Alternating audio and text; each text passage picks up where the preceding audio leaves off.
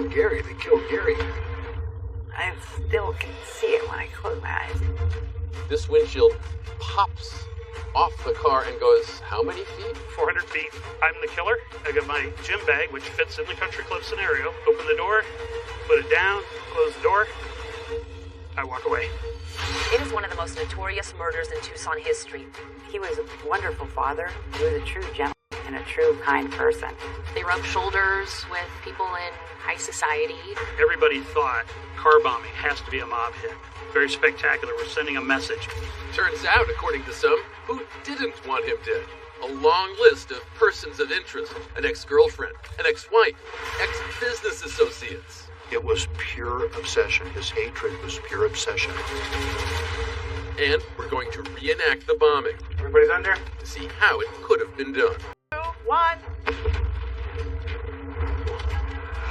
Now we're starting to pick up some heavy components. That you can take what seems like a scene of classic chaos and create any kind of order out of it is remarkable to us. So what specifically did you find as you looked at all that evidence? And it was titled To Kill. And right at the top of the list was Gary Triano.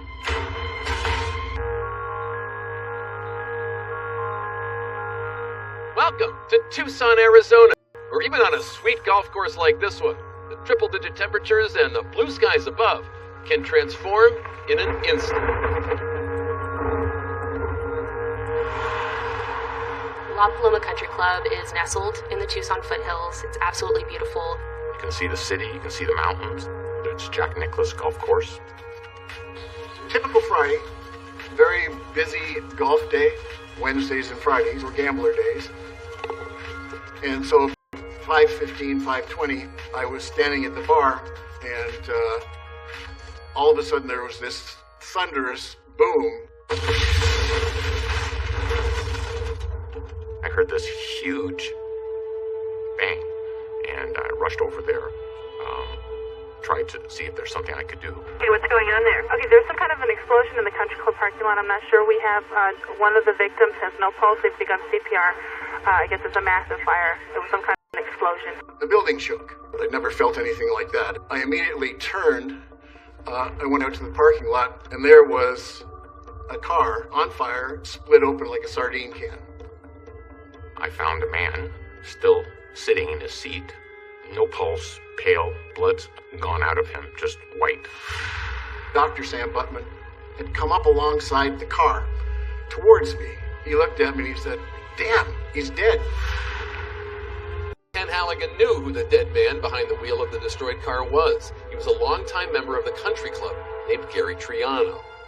And there's a member, and he was playing with Gary, and he was sitting on the floor next to his locker, and he was just sobbing. They killed Gary. They killed Gary.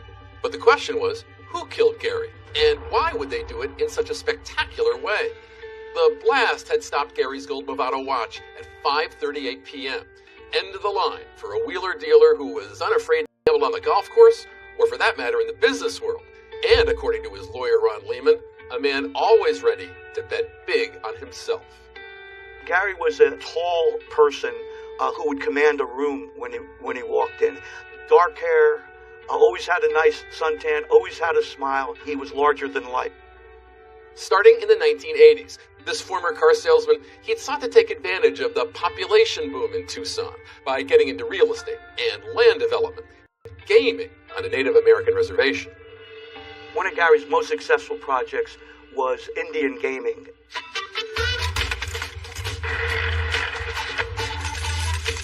You're talking about a high-volume slot machine operation. Gary's personal take was $1 million a month. Gary Triano was not shy about spending that mega money on the finer things in life. You know, limos, Learjets, even a yacht. He loved spending $25,000 a week on wine while he was cruising around the Adriatic Sea with his financing partners. Let's have a look at some of these. This one you were just telling us is very special to your heart. This picture is because it was on my birthday, 16 days before he died. He was very kind and gracious and generous. That, too, was Gary Triano, a valued role model and mentor for his niece, Melissa Triano. As her uncle, and later her employer, He was a figure of warmth and encouragement for her after a childhood full of hardships. What was it like for you, after all the experiences you've gone through, to really get to know this man and come to respect the way he went through life? It changed my life. He was the only person that really believed in me and made me feel like I could, be successful with anything. He'd had 2 children with his wife Mary. Gary was a devoted father of a son and daughter, and the couple had become a fixture of Tucson society. That changed after Gary crossed paths with a top-earning real estate go-getter. Her name was Pamela Phillips. Pamela Phillips was very elegant. She played the part of a socialite. She always looked very put together. Gary told me that, he met the love of his life, and he was really taken aback by this beautiful, intelligent woman. And Gary, who is so smitten, the story goes that he calls his wife up, who's on vacation in Europe with their 2 children, and he just announces, I'm leaving you. Pam was a figure of widespread fascination and could be every bit a life-altering sensation. As much of a merger as a marriage, Gary and Pam were officially power-coupled at a black-tie wedding on a yacht in San Diego. Did you hear that the vows they exchanged included the phrase, for richer or for richer, instead of for richer or poorer? I think I remember that now that you say that, yeah. You did hear that? Yeah. Gary bought Pam a beautiful diamond ring, which he claimed was worth $250,000. They had twin Jaguars. They had this beautiful home at the base of the Catalina Mountains. Pam and Gary would have 2 kids of their own, while rubbing shoulders with some powerful peers. Pam and Gary knew Donald Trump, Marla Maples. Donald and Marla came to a University of Arizona basketball game with Gary and Pam. He invited Donald Trump out to be his partner as the member guest. And of course, he had to make sure that everybody at the club knew a month before. So, on that fateful day of November 1st, 1996, Gary Triano was approaching his 53rd birthday with a note of optimism, unaware of the big surprise that awaited him as he stepped off the 18th green. In fact, this invite had gone out to all Gary's friends, inviting them to a surprise birthday party that was to begin in just a few hours. Around 4:30, Gary was in the bar with a couple of his buddies at a table. One of the members actually walked up to him and actually said, "Happy birthday." I had no idea it was his birthday. Gary is walking towards his Lincoln Town car, and he's sliding into the seat, and he sees a blue canvas bag on the passenger seat. An early birthday gift left in his unlocked car by a friend, perhaps? Gary leans over to unzip the bag and...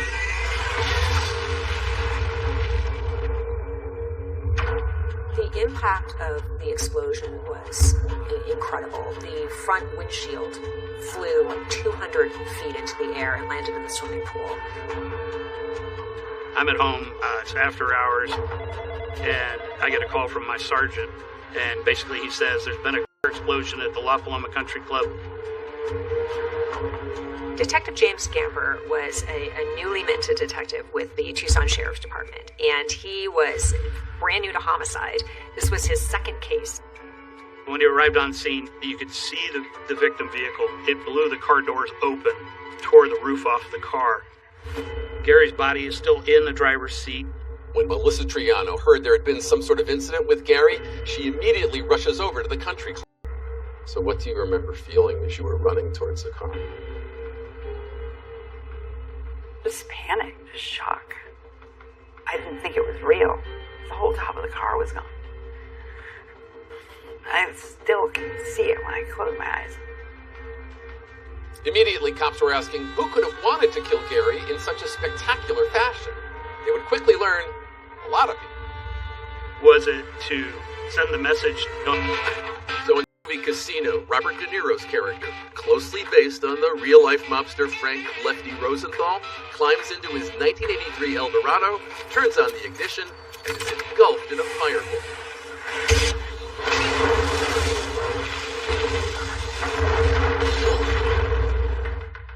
A bombing sort of has mafia written all over it. Who would want to detonate a bomb at a posh country club in broad daylight with, over 100 witnesses watching. Arizona has a past with the mob. In the mid-70s, newspaper reporter Don Bowles, he was investigating organized crime, getting national attention, covered by Walter Cronkite. Don Bowles is a 47-year-old investigative reporter for the Arizona Republic. He's been working on a series about the mafia. And when Bowles returned to his car, a remote-control bomb exploded under the driver's seat. Bowles uttered the word mafia as he lay dying, but police were never able to pin his death on organized crime. Strictly speaking, what killed Gary Triano was not a car bomb. It was a pipe bomb on the passenger seat, detonated by remote control. And as Detective James Gamber began looking into Gary's murder, the mob was top of mind. Everybody thought car bombing has to be a mob hit. Very spectacular. We're sending a message. Don't ever mess with us. Somebody sent a message, and you don't know if they're coming for you next or if it's the whole family. You know, I didn't know if he was involved with something that might want to hurt us all. You were on guard all the time.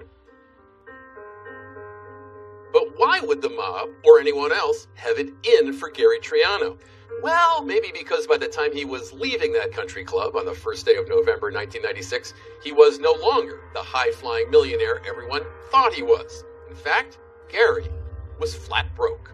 He owed $4.5 million to 4 casinos in Las Vegas that were supposedly had mob ties. Gary had owned chunks of undeveloped real estate. He'd invested in a radio station, even financed this misbegotten movie, The Mafu Cage, starring Lee Grant, Carol Kane, Will Geer, and an orangutan. Isn't he too big for her to handle? No, he's not. Normally, yes, perhaps, but he's very gentle. Did you ever see your uncle's movie? Oh my gosh, yes. In fact, I had a horse once, and I named it Mafu. And we joke about it still because that movie was just horrible. It was horrible. But it wasn't movies like that, or real estate, that was making Gary rich. It was Native American gambling. He was making millions, until he wasn't. The Bureau of Indian Affairs threw him out of the administration of that contract. Gary personally lost $1 million, approximately, in monthly income. So suddenly now he's at a zero income, but his expenses and his lifestyle, continued. These things were happening during the real estate recession, so things hit the fan at once. Investigators set their sights on Gary Triano's financial dealings because he owed large sums of money to a lot of people. There were any number of suspects that the Sheriff's Department was looking at. There were Chinese investors, there were Mexican investors, there were mafia investors, all of whom Gary purportedly owed money to. It was a house of cards that was crumbling fast. He was promising investors, collateral on property that he didn't own. He was promising Mexican investors money that he didn't have. He had that gambler mentality, so he was quite a challenge to manage as a member. I constantly chased him financially. He was very good at tipping, but not very good at paying his bills. And at one point, Pam got a phone call and picked up the phone and heard on the other line a threat from one of the investors saying, we don't get paid, we're going to kill you. Gary became extremely paranoid, and he starts to sleep with a loaded gun in his bed. By the 90s, Gary was on the hook for $27 million. He'd run out of time, he'd run out of ideas, and declared bankruptcy. When Gary ran out of money, his marriage started to disintegrate. Pam had sort of had enough. She had married this man who was worth millions, and now he wasn't. So Pam's done, and she files for divorce, and she flees, and she heads off to Aspen with her children. The bitter divorce and financial ruin left Gary scrambling to stay afloat. Things were so bad in Gary's life that he went from living in the nicest houses wherever he was around the world to sleeping on a friend's couch. One of Gary Triano's friends from high school met with Gary Triano the day before he died. Gary was trying to get him and his father to give him a $50,000 loan. His friend described him as anxious and desperate. That loan never happened, and tomorrow never came. That summit to plummet journey meant it wasn't even his Lincoln Town car that Gary had driven to La Paloma that day. He'd borrowed it from a friend to keep up appearances. And before Gary was even buried, Detective Gamber already had a long list of persons of interest. We monitor the funeral, as morbid as that may sound. Who shows up, who didn't show up, who wasn't appropriate, who was appropriate. it was a good way to see who should we go talk to. And Gamber noticed one particularly interesting absence.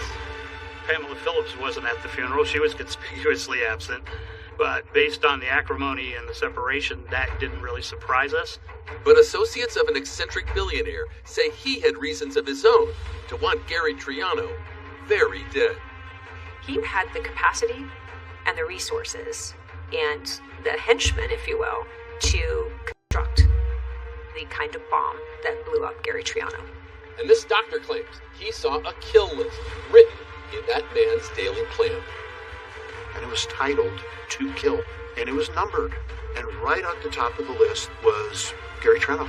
At the Pima County Sheriff's Office, way in the back corner of the impound lot, after 28 years, is Gary Triano's last ride, that 1989 Lincoln Town Car. Detective James Gamber showing up close just how devastating that pipe bomb was on that huge mass of Detroit metal. And this is Gary Triano. This is the car he was driving. And I know that there's been a lot that's been picked over this, and it's changed over the many years since this crime happened, but you can still see the incredible destruction that took place. This roof is supposed to be flat, essentially, isn't it? Essentially, right. It should lay right along this line. And you can, if you get a look down here at the frame, you can see where the floorboards have been blown off of the side body panels. Wow. By the force of that blast downwards. And the whole arc of this is the result of that bomb. Right. Also. Yeah. And this, if you looked at this, almost looks like the path of travel of a bullet. Well, yeah. Technically it was. It's a projectile. Shrapnel. So everybody knew it was Gary's car. The one thing Gary never did was lock his car. Lock his car, lock his doors. So I'm the killer. Right. I walk up here. I got my duffel bag, my gym bag, which fits in the country club scenario. Right. Open the door, put it down, close the door. I walk away. So, finding that killer became Detective Gamber's main goal. There was a monumental list of individuals to go through. But only a few on it were known to have explicit feelings of rage against Gary. I mean, anytime you have a crime scene this large and this many witnesses, you have to follow every possible lead. For Detective Jim Gamber, one person with hints of rage was an ex-girlfriend whom he'd broken up with while she was pregnant with his child. There's a lot of people that talk about how volatile Robin Gardner was. Robin Gardner was pregnant when Gary left her. And according to investigators, Robin was so angry, she'd thrown a glass vase at his head. And this, of course, sent Detective Gamber down another path of like, okay, is this somebody else who might have wanted, Gary dead? But having met Robin and talked to her, it's like, if it was going to happen, it was going to happen right there. It wasn't going to be, she was going to come back in 6 months and blow his car up. Even though she was angry at Gary, it was sort of a anger that had dissipated. There wasn't really a reason to investigate her further. There were a lot of rumors going around about threats that Gary may have received. A lot of the early focus was on people that invested, and then Gary lost the money. There was no shortage of them to check out. When Gary went bust in May of '94, he left $27 million worth of creditors holding the bag, and that was including those Mexican and Chinese investors. Investigators were able to clear all of them. But there was a man who not only got stiffed by Gary Triano, he got humiliated by Gary too, a Tucson trustafarian named Neil McNeese. Neil McNeese was, by all accounts, a billionaire by inheritance. He was sort of a trust fund baby, if I could use that term, and he had a lot of money. His own Learjet, I think it was, traveled a lot. He even had his own personal doctor, Lawrence D'Antonio, accompanying him on his travels. My job was to keep him alive. He was a terrible drug addict and an alcoholic. He became acquainted with Gary Triano. They probably frequented the same clubs or things of that nature. And Neil McNeese was somebody who had a lot of money to invest or spend on people. According to investigators, Gary Triano had approached Neil for $80,000 to invest in him immediately. But McNeese wanted collateral for his $80,000 loan, and newly divorced Gary had just the answer. So Gary Triano gave Neil McNeese Pam Phillips's supposed diamond ring that Gary represented was worth $250,000. about 5 days later. He goes to his jeweler, who tells him, "You're the proud owner of a ring worth about $7,000. It's a cubic zirconium." And Neil went crazy. Went crazy in the jeweler shop. Went absolutely crazy. And so Neil McNeese did not want to be taken as a fool. And so it was said that he had put Gary on a kill list. It was titled "To Kill." Right at the top of the list, the day I originally saw it, was Gary Triano. And he never stopped saying, "I'm going to kill Gary Triano," from that day. And his former associates allege, along with his vast wealth, McNeese also knew the right people. People that had the capacity to make a bomb. The moment I heard on the newscast on my car radio that the victim was Gary Triano, I absolutely believed 100% that he was assassinated by Neil McNeese. What we could find out about Neil McNeese is that he was in a lot of loudmouth, but very little follow-through. Nothing to connect McNeese to a device. And if he killed Gary, that didn't get him his money back. And he wasn't so financially hit that, he was down to his last dime. So, did he do it? Again, not a strong connection. So little hard evidence pointing to anyone for Detective Gamber. But then, out of the clear blue, Pima County receives a call from an out-of-state detective about an abandoned minivan some 500 miles away in California. It's crammed with stuff that has a name on it. Tucson, Arizona desert. Atop the snowy mountains of Colorado. Two cases are about to collide, and there's a tantalizing new lead about to emerge, thanks to a fraud investigation by Aspen detective James Crowley into a local named Ron Young. What I was hearing was you had to create a line to get into your business. He was going to do all these great things for you. I'm so awesome, and I'm going to make you a ton of money. Ron Young was someone who was, even for the mid-90s, fairly adept at computers and establishing an online presence even back then. He comes to the attention of Detective Crowley after two local businessmen allege that Ron has stolen more than $100,000, and they both want to press charges. If Ron became your business manager, he would instantly want all the books, access to all the financials, which gave him an opportunity to transfer money out of your bank account to his own bank account, get credit cards issued in his name on your account. So Crowley gets search and arrest warrants and sets out to pay Ron Young a visit at his place on Snow Bunny Lane. So this is Snow Bunny Lane, where Ron Young lived at one point. On the corner where the carport was Ron's house. So we get there and he's gone. He's nowhere to be found. Ron Young is 6'6", maybe 300 pounds. But where is he gone?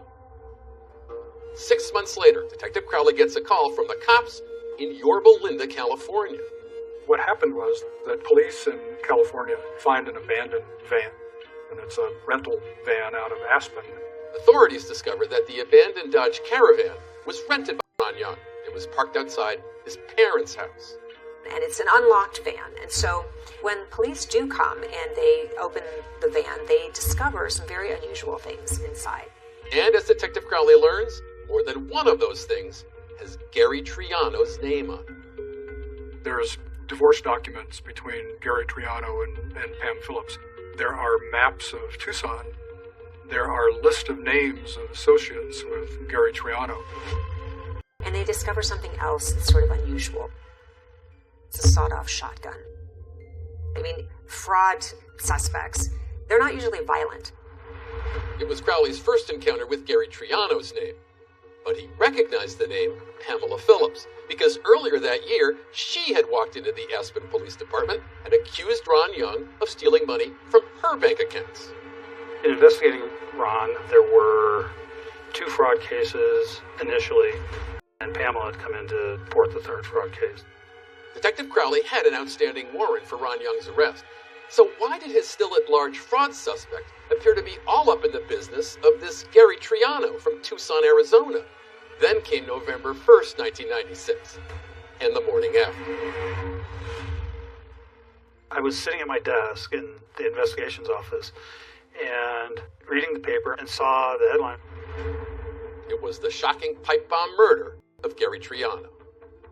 And kind of, you know, when you get an adrenaline dump and you get that kind of metal taste in your mouth, and that's kind of what it was. And so Detective Crowley calls Pima County Sheriff's Department. And I said, here's what I have. You might be interested in this. And when Pima County gets this call from Detective Crowley, laying out the evidence retrieved from the van, especially those documents with Gary Triano's name on them, they finally have the connection they've been waiting for. So what was an Aspen fraud case now is firmly interwoven with our homicide case. Detective Crowley also hands over to detectives in Tucson a notebook from the van. Inside that notebook, a handwritten list of names, including Gary Triano's niece, Melissa. They brought it to me, and in that notebook was Melissa Triano, license plate Missy. My license plate said Missy on a black Corvette, and that was my car. So he had been following me. It was terrifying. But now, no one can find where Ron Young is, or get any answers he might have. And so, the investigation into the identity of Gary's killer, it stalls. For nearly 10 years. Until an expert enters the case, who's got decades of experience. And that helps investigators with the identity of Gary's killer, from a painstaking reconstruction of the bomb itself. People think when the explosion occurs, everything goes away. Well, it doesn't. Car in New Mexico, Anthony. Yes. A typical land of enchantment landscape around us here, right? Kind of desolation and Mountain desert area. So a decade after the murder of Gary Triano, the case has gone stone cold. The Sheriff's Department decides to invite one of ATF's top bomb experts, Anthony May, into the investigation, just to see if he could help determine who built that bomb that wound up in Gary's car. Anthony, when I think of blowing stuff up in New Mexico, I think of the movie Oppenheimer. Something Los Alamos, right? Yeah, a little bit south there, but yes. You guys gotta hold on, hold on. So if you go just outside Socorro, New Mexico, you'll find this 40 square mile field laboratory, and it's called the Energetic Materials Research and Testing Center, EMERTEC for short. It's a research and training division of New Mexico Tech, and it's a place where highly skilled bomb specialists do their work with explosives. So we're blowing something up today, aren't we? Yes, we are. We're going to reenact a bombing that occurred in 1996 that ended up taking Gary Triano's life. Today, Anthony May is going to take us inside his field of explosive expertise and show us just how this kind of detective work can help authorities identify a killer. What kind of car is this that we're looking at right here? It's a Ford Mercury Grand Marquis. It's not the exact vehicle, but it is similar in body style and chassis. Melton Flores is a research engineer and assistant director here at EMERTEC. He and his team are the ones who found the car and put together a pipe bomb, all closely resembling Gary Triano's car and what was inside it on the evening of November 1st, 1996. We'll be safely tucked away in the upper bunker. We have a flag that you'll see behind your shoulder there. That flag is currently in the down position, which means that testing is imminent.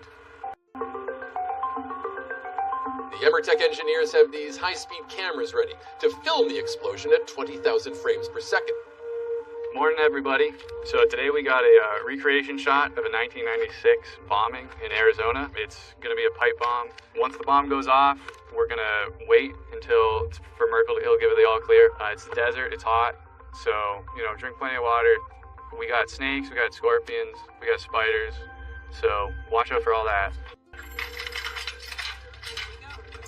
Tesla. Yeah, hold on. Let me do a quick roll call up here. Like with the Triano case, the pipe bomb is placed in a blue canvas bag and it's positioned on the passenger seat. The technician spools out the firing fuse. We take cover in a bunker some 2,000 feet away.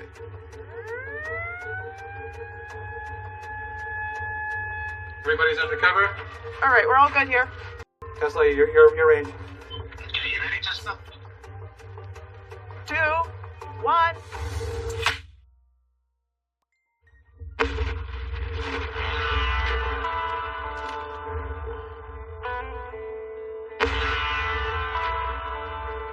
That sound was amazing.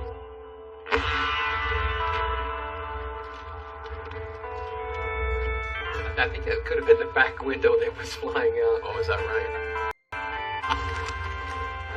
starting to see some smoke now. It's, I think, smoldering a little bit. Yeah, it looks that way. The car's on fire.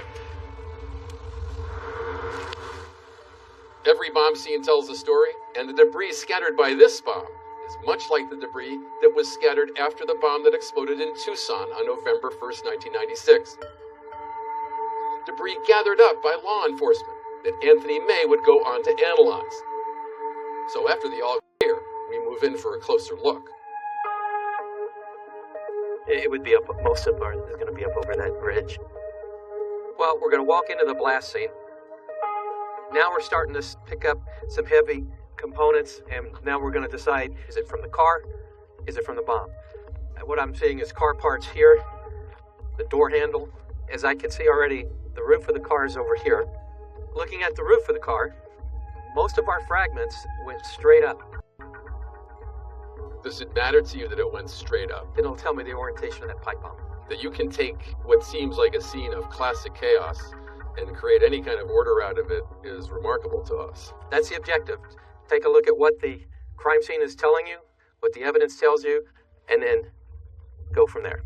It is one of the most notorious murders in Tucson history. Opening statement.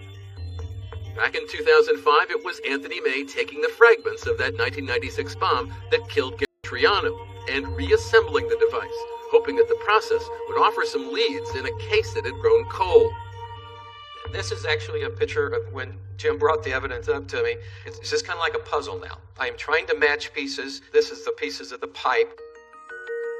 So what specifically did you find as you looked at all that evidence? People think when the explosion occurs, everything goes away. Well, it doesn't. There's 95 to 99% of the device still there. It's just different configurations. I was able to determine the size. It was about a 17-inch pipe bomb. So it took Tony May about a month to piece back together all the fragments of the bomb, and he showed us the reproduction he was able to construct. So somehow from all this material, you're able to recreate something that looks very much like what the actual bomb must have been. Yes. Is there any indication that Gary Triano would have seen that bag in the seat next to him? Well, he in fact did see it.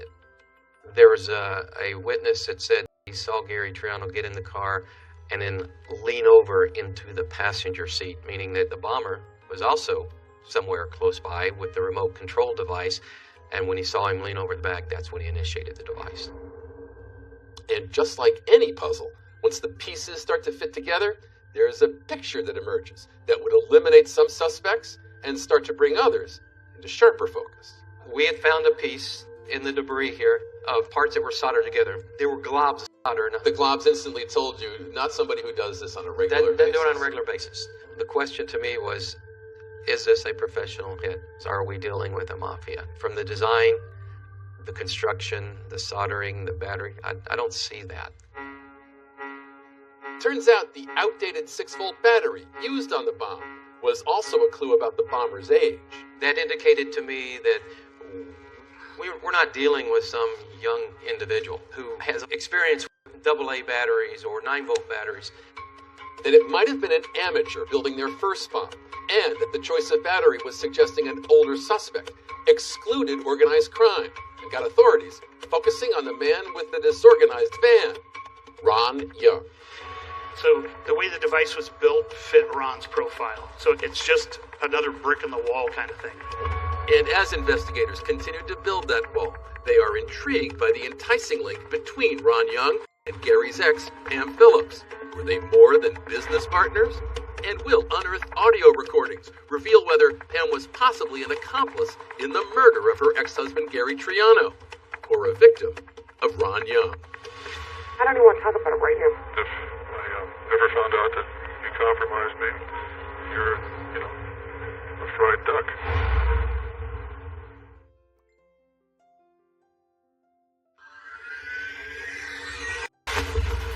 It's a story about sex lies and audio tape and a sensational bombing. It was something that absolutely shook Tucson to its core. It was horrific. It was violent. I'm the killer. I got my gym bag, open the door, put it down, close the door. I walk away. The ex-wife, the business manager, the murder. How do they all fit together? Pamela Phillips was a socialite, a beautiful blonde bombshell. She was the quintessential trophy wife. Why would she have been so mad at him? Nothing went her way through that whole divorce, and she was furious by it. So she's on the hunt for her next husband. She said, I need to find a husband that is worth $20 million or more. Finding them would be the real problem. Is it okay to talk? Yeah. Copy down what you need to copy in your own code and throw this away. To this day, I keep calling it the treasure trove of evidence. It was astounding what was there. If he was a real hitman, why is he not threatening her with her life or threatening her family, her kids? It's a sensational trial, complete with sex, money, and murder. It's summed up in one word: greed.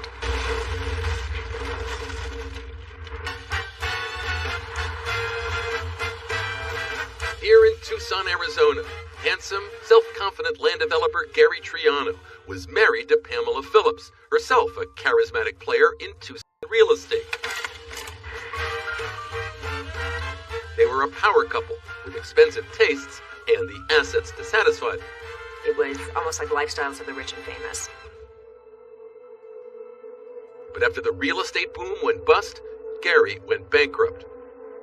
Pamela began to realize maybe Gary wasn't all that he was cracked up to be. Like maybe there were little cracks in this armor here. Because Gary started to let her in on some things, like he's indebted to multiple people. Following their divorce, Glam Pam and their 2 kids moved to Aspen. I saw Gary as being somewhat downtrodden, somewhat sad. Sad he was losing his family, sad he had lost all his earthly riches. But ever the optimist, Gary felt confident he'd be on top once again soon. Until November 1st, 1996, when a car bomb blew his comeback and his car to smithereens in a parking lot just like this one.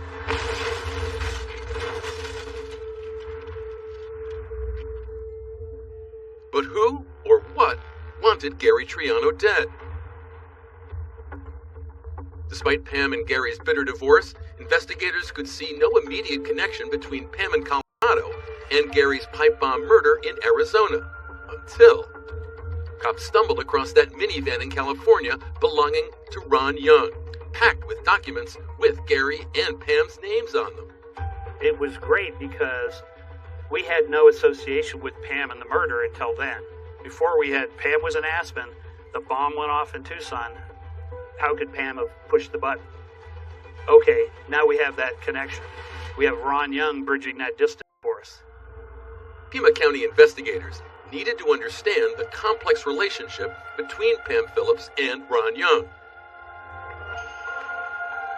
According to friends, that relationship had begun here on Aspen's Snow Bunny Lane, where Ron Young lived. Pam was practically his next-door neighbor. And at the time, Snow Bunny Lane in that area was where kind of working people, doctors, lawyers, normal people in Aspen lived. It was not Pam Phillips' kind of neighborhood, long down from that mansion in Arizona. So she asked her neighbor, Ron Young, to help out on her business idea. It was an astrology website called starbabies.com.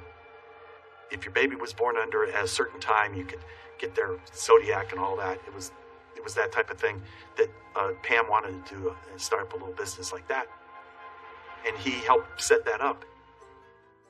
A new in-town ski instructor who'd gotten a side gig as a live-in nanny for Pam's 2 kids, Kevin McDonald says he saw a lot of Ron Young. He would come over and spend time with Pam and was helping her with the Star Babies, and then he would have dinners with her.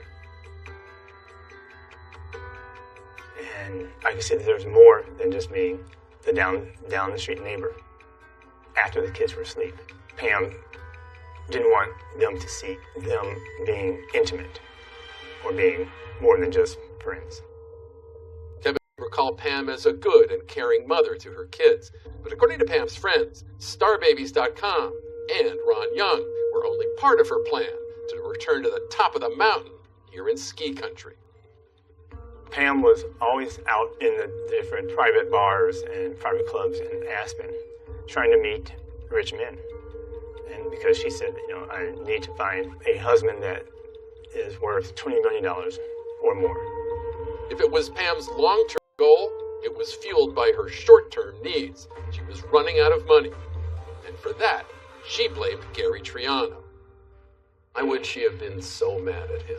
Nothing went her way through that whole divorce, and she was furious by it. And she wanted money. She needed money to continue her lifestyle. Once Pam and Gary had cruised on luxury yachts and private planes. Now, Pam was steamed that Gary was making her pay to fly the kids back to Aspen after his visit with them. Pam told me one night, after I put the kids to bed, she just said that she was down to her last $60,000. So I knew that she was worried. She was bleeding money. She wasn't making any money. Pam was convinced that Gary was hiding assets, so allegedly she asked Ron Young to find them. Pam's chief complaint during this entire relationship is she's not receiving enough child support from Gary, and he must be hiding assets. But Ron is still really pissed off that he's not being paid for his services. Because of their business relationship, Ron had access to her accounts, and he allegedly started taking out money for himself. That's what led Pam to report Ron's alleged fraud in the first place. Yet it wasn't long after that Ron Young skipped town and vanished. He was one step ahead of an Aspen arrest warrant.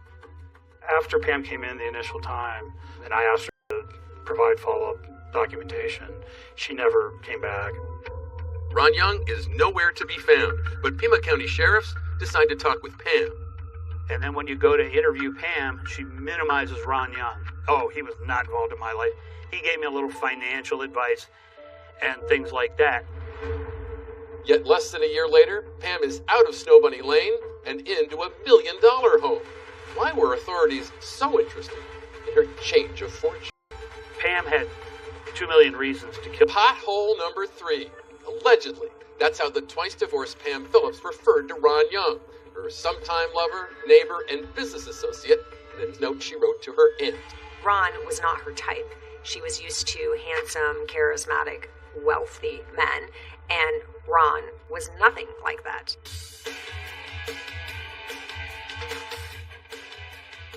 When Pam moved up to Aspen, she preferred not to have any money and was in financial hard times. There was, however, a $2 million life insurance policy on Gary Triano's life, set up to take care of his 2 kids with Pam. They were the beneficiaries, with the proviso that if they were under the age of 18, then Pam was the one that would receive the money and appropriately apply it to the children's lives.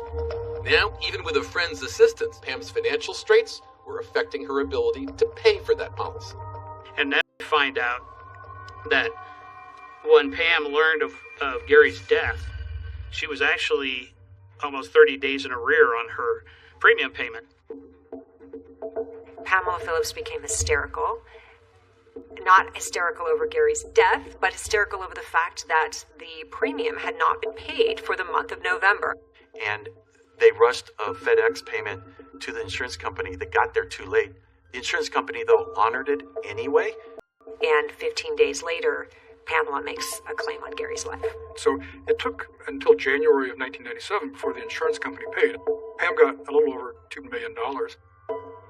Pam Phillips wastes no time. As soon as she gets this $2 million life insurance proceeds, she goes out and she buys her dream mansion. And it's this home in Meadowood. It has its own ski lift. It's buttressed against the mountains. It's got these massive wood doors. It has marble all over the floor. So as Pam was spending that life insurance money and climbing back into Aspen society, Gary's murder remained unsolved. It was a burden on the entire Triano clan, the notoriety haunting their every move. If I said my name, I get 1 million questions or 1 million comments on the matter. Are you related to Boom Boom Triano? Horrible things people would say. They would refer to your uncle as Boom Boom. Boom Boom Triano was one. There was all kinds of weird things that they said. So by 2005, this case had really become a cold case. So we had this one anomaly, Ron Young. And it was, where's Ron Young? Where's Ron Young? Aspen PD had the arrest warrant, so he could be arrested anywhere within U.S. jurisdiction, and just nothing was coming of it. It was like a puff of smoke. In hopes of teasing Ron Young out of hiding, Detective Gamber uses his network of undercover agents and investigators to approach the TV show America's Most Wanted. The manhunt for November 19th is now in progress. Then in 2005, a segment on Ron Young goes on the air. Could this accused con man also be a cold-blooded killer? Well, cops in Arizona want to find that out. Right after the America's Most Wanted episode airs, it happens to catch the eye of a chiropractor in Florida, whose patient is none other than Ron Young. So this chiropractor out of Fort Lauderdale, Florida, informs America's Most Wanted that not only is his patient Ron Young, but Ron has a scheduled appointment the very next day. And that's a huge break in the case, because now law enforcement, America's Most Wanted, they can all descend on Florida and make the capture. Sure enough, Ron Young shows up in time for his appointment. After his appointment, Ron is returning to his car when Broward County's fugitive unit makes the arrest. All of it captured on America's Most Wanted. Right behind your back. What's your name? Hey, man. I asked you your name. Ron Young. Authorities hold Ron Young on fraud and weapons charges because when Ron's apprehended, he's got a loaded Colt 380 semi-automatic gun in his possession. So now, detectives race to Florida to see what Ron Young might have to say about Pamela Phillips and Gary Triano. But when they touch down, they get a big surprise, one that will blow this case wide open. We walk over to this box, and there's some micro cassettes sitting in there. And it's like, anybody have a micro cassette recorder? And what was on there is, to this day, I keep calling it the treasure trove of evidence. It was astounding what was there. I don't even want to talk about it right now. What I'm saying is if I ever found out that you compromised me for your benefit, it'd be unfortunate for you. America's Most Wanted. Right behind your back. Ron Young is arrested in Florida. Hey, man. I asked you your name. Ron Young. Crowley, it calls us and says they got him. So they start talking to Ron Young, and Ron says, sure, you can search my apartment. And yeah, you can search the storage locker I have. He gives them kind of an extraordinary gift. It's like he's opening up his treasure trove of evidence for law enforcement. And what they discover, is a major break in the case. Among the physical evidence seized from Ron's properties, detectives find spreadsheets, FedEx receipts, thousands of email printouts, and letters that shockingly reveal Pam and Ron had been in contact the whole time Ron was a fugitive, even after Pam had accused Ron of fraud and minimized their relationship to police. I think the apparent connection between us is best kept at a minimum, she writes. I don't want to appear as too much of a helper, though you know I am. I love you and count on you. Pamela. So there was obviously more of a relationship than she was letting on. But then, as far as evidence goes, the coup de grace. We walk over to this box, and there's some micro cassettes sitting in there. And it's like, anybody have a micro cassette recorder? And so we pop one of the tapes in, we hit play. You sent my money yet? My principal. I am not going to keep sending you more and more money unless I know that you can honor our agreement. And it's Ron Young's voice and Pam Phillips' voice. We immediately turn the tapes off. We box those up immediately, and those go to the lab to be professionally transferred. It takes months just for detectives to listen and catalog the dozens of hours of telephone conversations that Ron has secretly recorded. And the contents are stunning. I'm really happy that you won. 6 was tax-free. Just say yes. I will take the 4 like it's been coming, and I'd like the balance of it as quick as possible. Yes. Yes, I want it all. I want it all. I want it all as soon as possible. We have no disagreement. You start to listen to the phone calls, and the next thing you hear is, you got your 2, I want my 4. Well, you have a $2 million insurance policy, and you have Ron getting $400,000 and some odd in cash from Pam. Recovered emails and FedEx receipts detail how, at Ron Young's direction, Pam made regular cash payments to him, choreographed, authorities believe, in a manner to avoid detection. You start following Ron telling Pam, this is how you hide taking the money from your accounts and sending it as cash to me. And he gives her a detailed process to follow. He was instructing her to take out certain amounts of money at different locations, use different accounts, don't mail from the same place twice, vary your pattern so no one gets wise. Is it okay to talk? Yeah.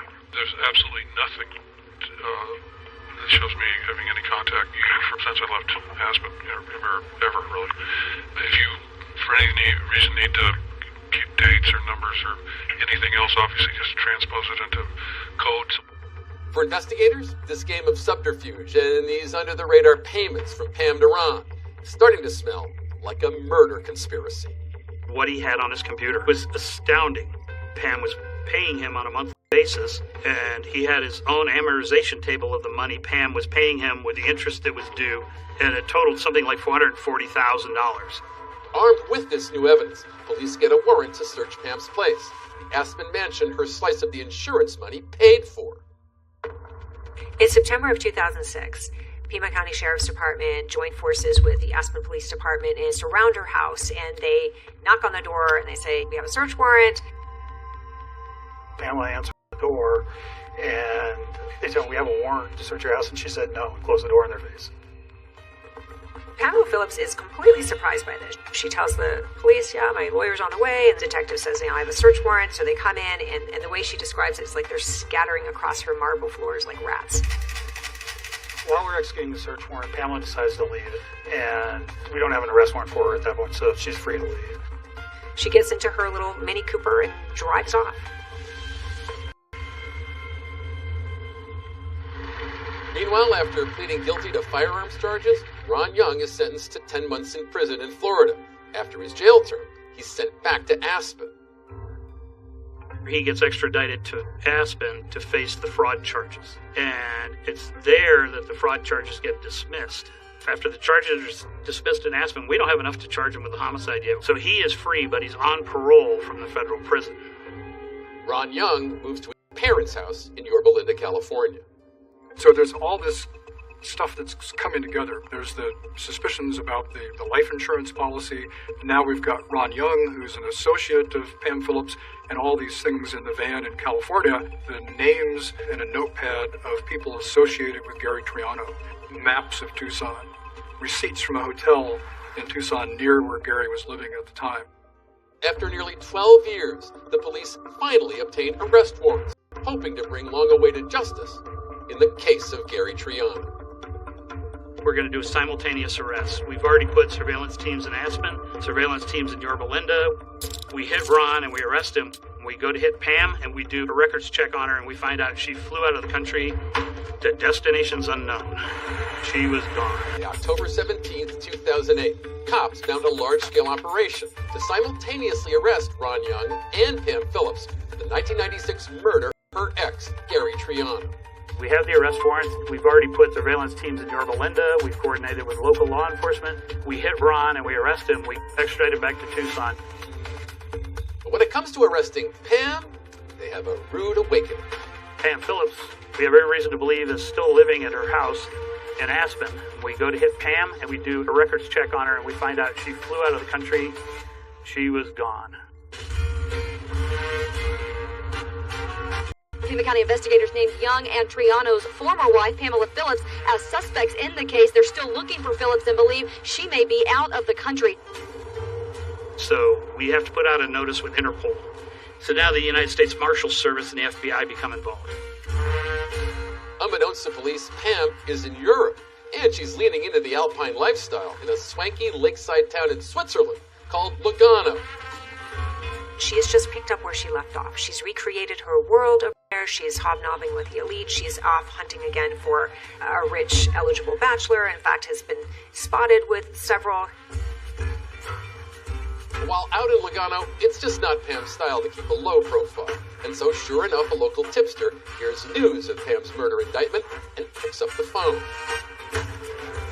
I'm sitting at my desk, and I get a call. There's a gentleman who'd like to talk to you. He thinks he knows where Pam is. So everybody's poised to go around Pam in Lugano, Switzerland. But there's a hitch. See, the Swiss government wants a guarantee that the U.S. won't invoke the death penalty. Gamber and his team are able to work out the details. But when the Swiss police went to arrest her, yeah, she wasn't there. Ultimately, there's a multinational effort that leads to Pam's arrest in Austria.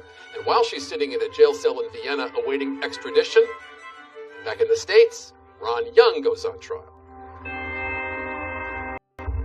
The trial itself started in March of 2010. We had been doing pretrial litigation for at least a year and a half leading up to that point. Some of the challenges that the prosecution faced in Ron's trial was that it was a circumstantial evidence case. They didn't have any direct evidence that linked Ron Young to the bomb. The prosecution acknowledges no one reported seeing Ron in Tucson on or around November 1st, 1996, nor did he have anything in his possession specifically tying him to Arizona or to Gary Triano on the date of his murder. However, the prosecution does have Anthony May. My job was to determine what was used and build a reconstruction of the device, and then the device was used to present it in court for his prosecution. He was able to recreate the entire bomb all the way down to the battery purchased from Radio Shack, the remote-controlled air switch used to operate it, to detonate it, and even down to the duffel bag purchased from Walmart. That was an impressive display in front of the jury, I think. And the prosecution also had those micro-cassette tapes. I helped you on something that was, beyond what anybody else in the world would probably do, and I think that deserves some consideration, since you're living off the benefits of it. The prosecution makes the case that in their conversations, Pam and Ron were talking about the murder of Gary Triano. I am not going to keep sending you more and more money unless I know you can honor our agreement. The prosecution points out to the jury an email that surfaced from Ron to Pam, referring to Gary as an 800-pound monster. The communication between Ron and Pam was the crux of the case. The defense countering that Ron was simply extorting money from Pam. What Ron did was not valid. Then there was also an out-of-the-blue prison witness with a prosecution-perfect account to tell the jury. Andre Mims, a cellmate of Ron Young's when he was in prison for the 2005 gun charges. He looked me in my face. He said, Andre, I'll do that in this car. For the prosecution, Ron Young's one statement to Andre Mims, how he blew Gary Triano up, might as well have been a confession. But the defense claimed this testimony was made up and immediately called for a mistrial. Motion was denied. I think we felt confident. I mean, as a prosecutor, even on a strong case, you're always concerned about the potential one outlier juror that could lead to a hung jury. After 13 hours, the jury reached a verdict. For the defendant, Ronald Kelly Young, guilty of the offense of first-degree murder. Ron Young was found guilty of first-degree murder and conspiracy to commit murder. Ron Young is sentenced to life in prison. We can't tell you how many times we thought we would never see who killed my father. But for Gary Triano's family, the story is far from over, and justice has not been served yet. We still need Pam, and there's a long road still with that. That long road would lead to a fateful night in July 2010. A plane with Pam Phillips on board, making its way from Vienna to an airport in Arizona, where Melissa Triano and Detective Jim Gamber were waiting. I think her flight came in at midnight, and we stood outside of the airport and watched her come off the plane. Pam's comment to the U.S. Marshals was, if Gamber's in the airport, I'm not getting off the plane. They walked her out of the jetway, turned her over to me. They had to walk her all the way out to a patrol car. I wanted her to see our faces and to know that we were never giving up on bringing her to justice. As Pam prepares to go on trial, her public defender would mount an ambitious murder trial defense. This will not be a short trial when it starts. Phillips' defense has listed about 100 witnesses. He's making these threats to embarrass her. He knows that she is in all these newspaper articles. Could he surprise everyone and get Pam a not guilty verdict? His first wife to pursue Pam Phillips. Then, as a Tucson power couple, they lived high on the hog. Now, 17 years after he was killed, Pam Phillips was on trial for Gary's murder. For anyone who likes a sensational trial, complete with sex, money, and murder, this one was worth the wait. It has it all. The trial began February 2014. There was a ton of attention and anticipation. All eyes were on Pamela Phillips. I think it was probably the biggest case we've ever had. The Aspen socialite on trial for killing her ex-husband with a car bomb. Pamela Phillips maintains her innocence, but prosecutors say they can prove she's a killer. For the Triano family, this case represents the ultimate hope in finally bringing justice for Gary. How was that trial for you and your family?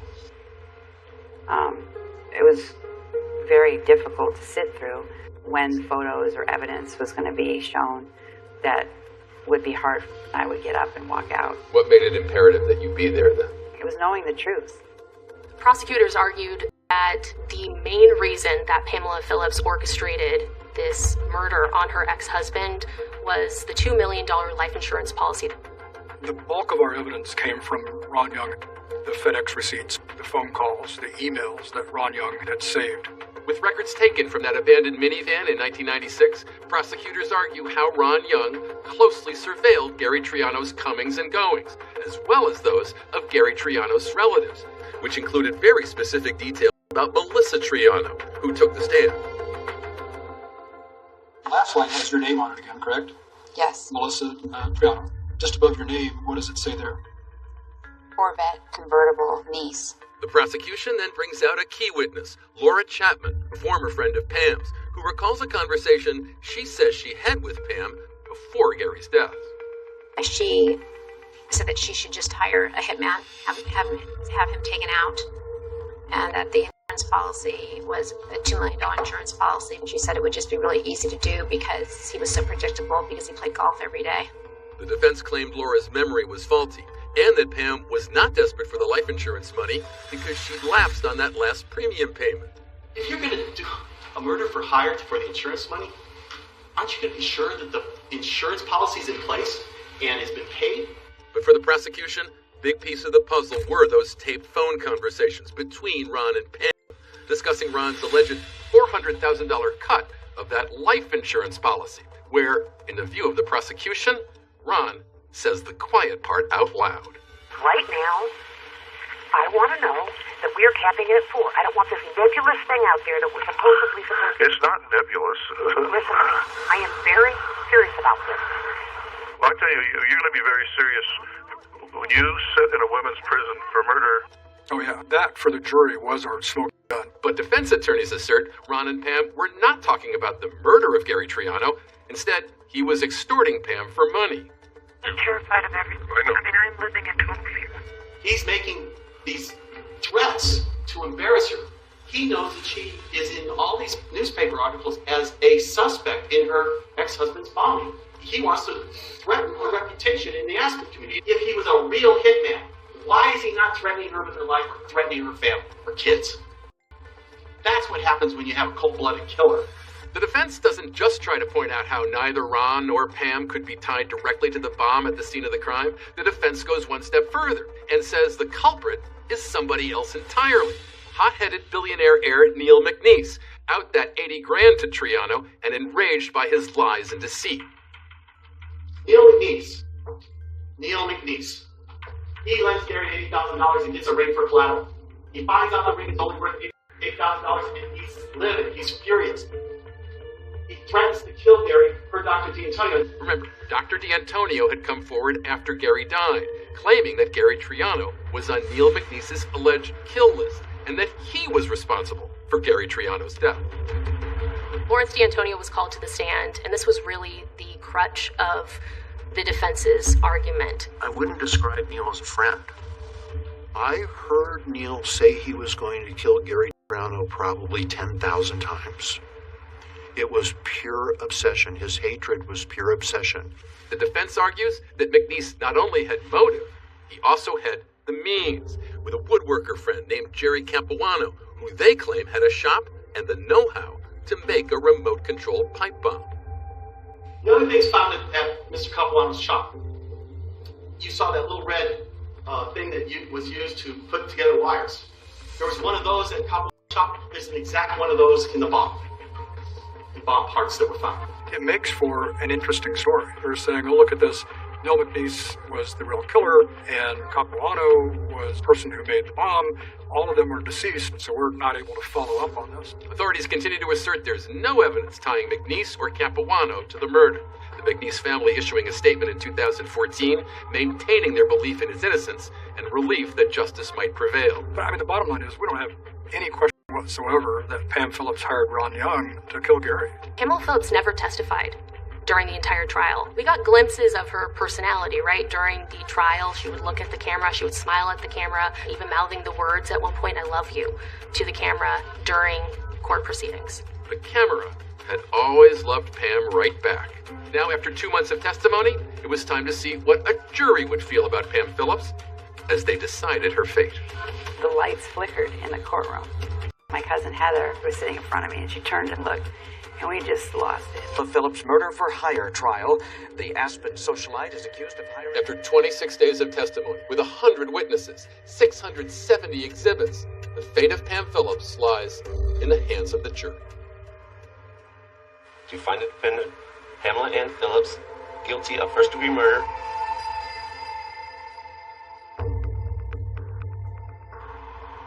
Quiet cries of joy and justice. Triano's family says today's verdict has been a long time coming. Like seconds after, the judge said guilty. The lights flickered in the courtroom. It was surreal. What did that tell you, those lights? That he was there. That he knows. Gary's family was relieved by all this. The murder was in 1996. Our trial was now 18 years later. I mean, I don't think they wanted it to be Pam, but they knew it was. Pamela Phillips' attorney maintains his client is not responsible for her ex-husband's death. The fact that she's going to prison is going to eat away at me the rest of my life. Pamela Phillips was sentenced to life in prison without parole. After hearing her sentence, the once prominent socialite turns to address a packed courtroom, the only way she could do so without facing questions. I am innocent. I am innocent. I am innocent. Okay? This is hard. It's so hard for me. It's a nightmare. She showed no remorse. She actually turned around to the gallery for the first time. At this point, she was just pandering to the camera. And I don't understand how this can even happen, right? Never any mention as to the loss of life, but everything came back to the impact it had on her personally. Outside the courtroom, after losing their father almost 2 decades earlier, Gary's children expressing both gratitude and sadness at the outcome. We'd like to thank all our friends and everyone who supported us through this entire time, and we're sorry that it had to come to this, because this woman was actually part of our family. Meanwhile, Pam's accomplice, Ron Young, also spending the rest of his life in prison, and he's exhausted all of his appeals. Pam, however, is still fighting for post-conviction relief based on DNA evidence found back in 2014. We found DNA on threads of 2 screws that were embedded into the platform, which was wood, for the pipe bomb. When that came in, we were able to exclude Ronald Young. Pam's appellate attorney maintaining that new, more sophisticated DNA technology will prove that someone other than Ron Young and Pam Phillips murdered Gary Triano. Well, the next step in the process, we did file our petition for post-conviction relief. I'm hopeful that we can do some genealogical testing if we can find the money to do that. If they get better DNA that come back and tie to Gary Capuano, then that might get her a chance for a new trial. Prosecutors stand by the verdict. They continue to say that neither billionaire Neil McNeese nor his friend Jerry Capuano were in any way responsible for Gary's murder. Where I find fault with this is that they, didn't submit Gary Triano as a reference sample. Now, whose DNA do you think is probably all over that scene? How do you buy screws at a hardware store? You don't buy screws that have never been touched by another human being. So finding some lone DNA profile and a blast debris doesn't impress me.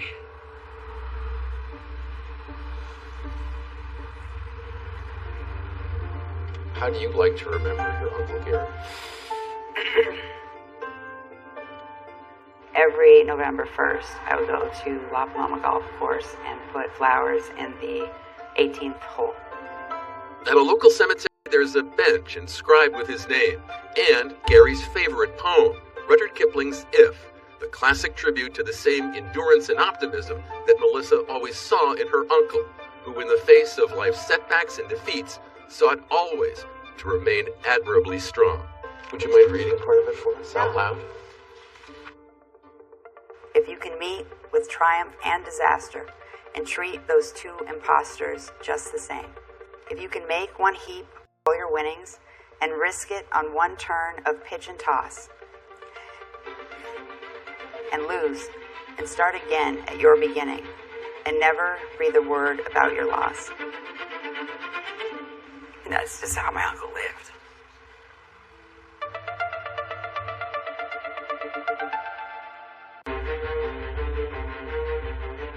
She'd gone to stay with a friend that evening and then not been seen the following morning. Usually when somebody's reported missing, they're found very, very quickly. They could have had an argument with someone, stormed out, turned their phone off and not told them what happened. If Kaylee had seen or knew what we were going through, she would have got in contact somehow. The tone of the investigation changed from being a missing person investigation to something more sinister. Something seems to have happened to the child. Will this happen to mine? I honestly can't remember. I've been drinking. We'd all been drinking. It is every parent's worst nightmare.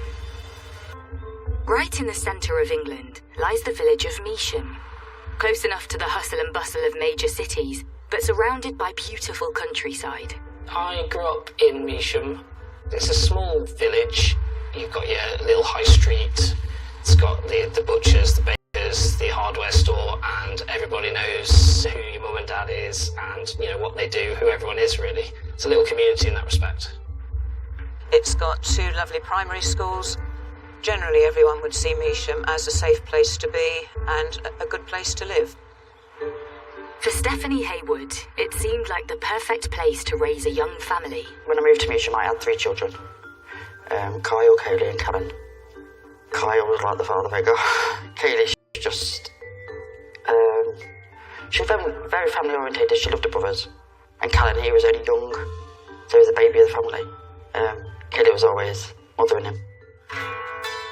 Being the only daughter in the family, Kaylee was particularly close to her mum, Stephanie. I spent more time with her growing up, because she was my only girl, so we did go to things together. Kayla was happy, bubbly, often mouthy. She'd stand her ground. She loved being at home.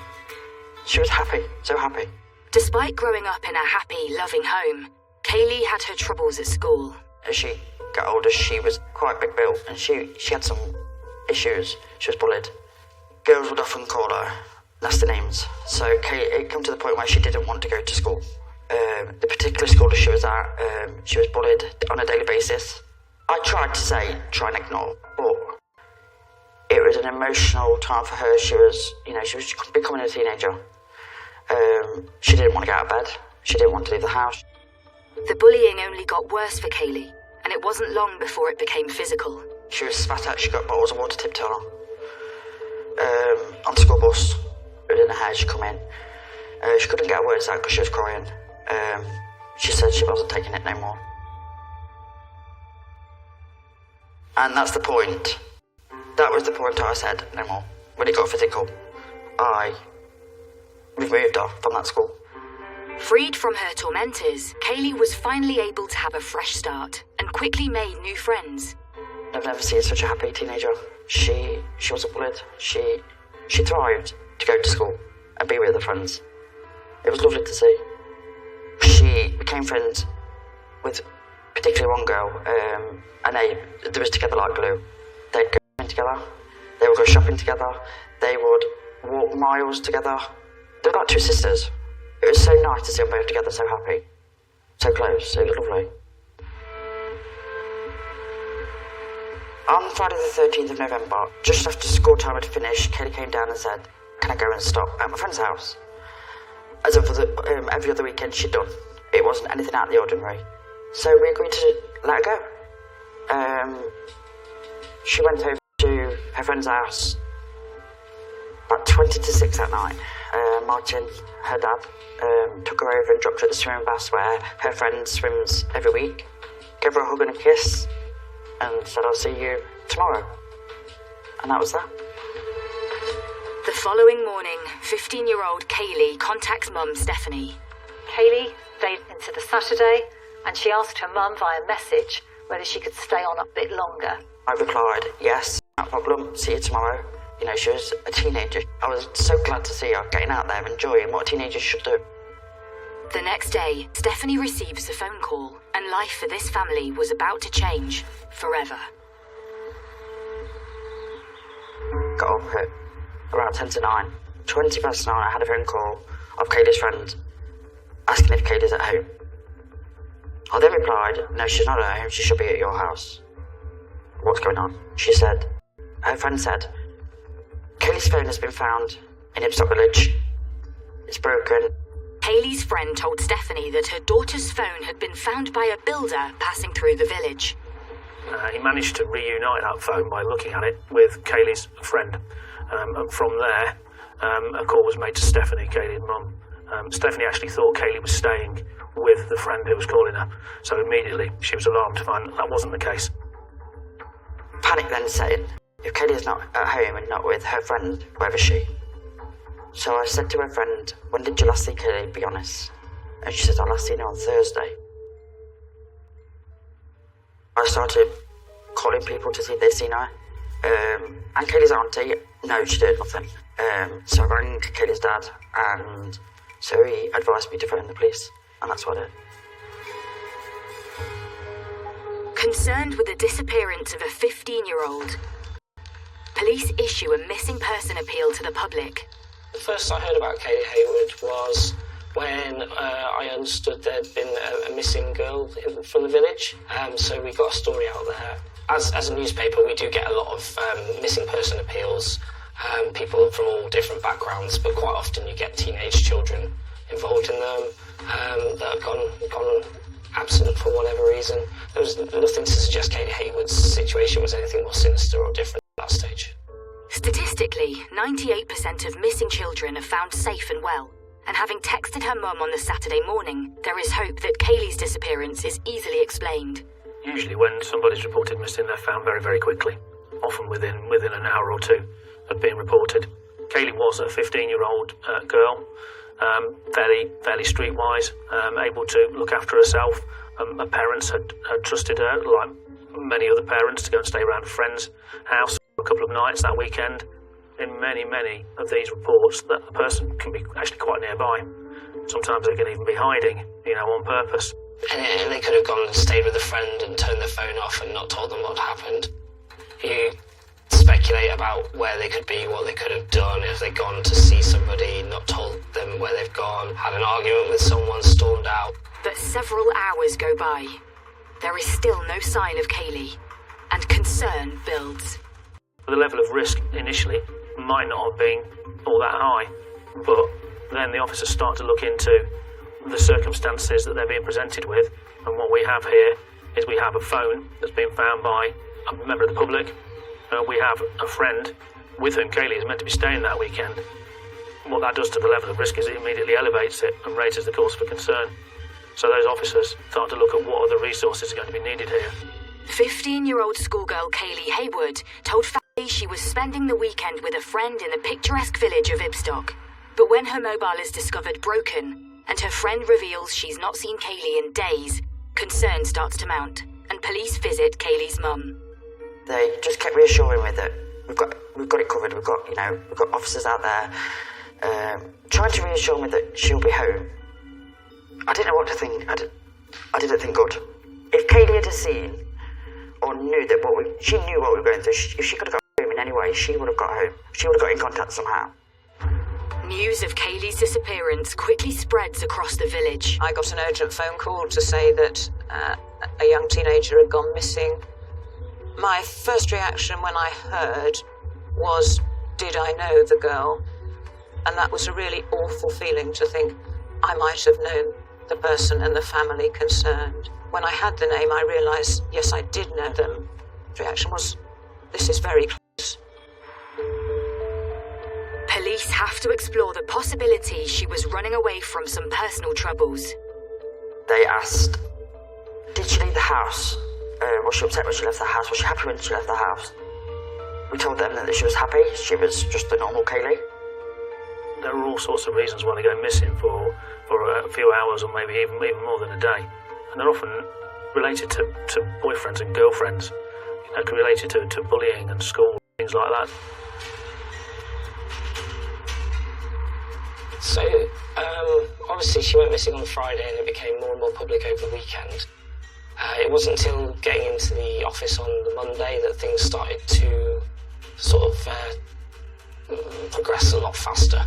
Things began to move a bit faster, and more people were getting in contact to suggest that perhaps there was something more afoot.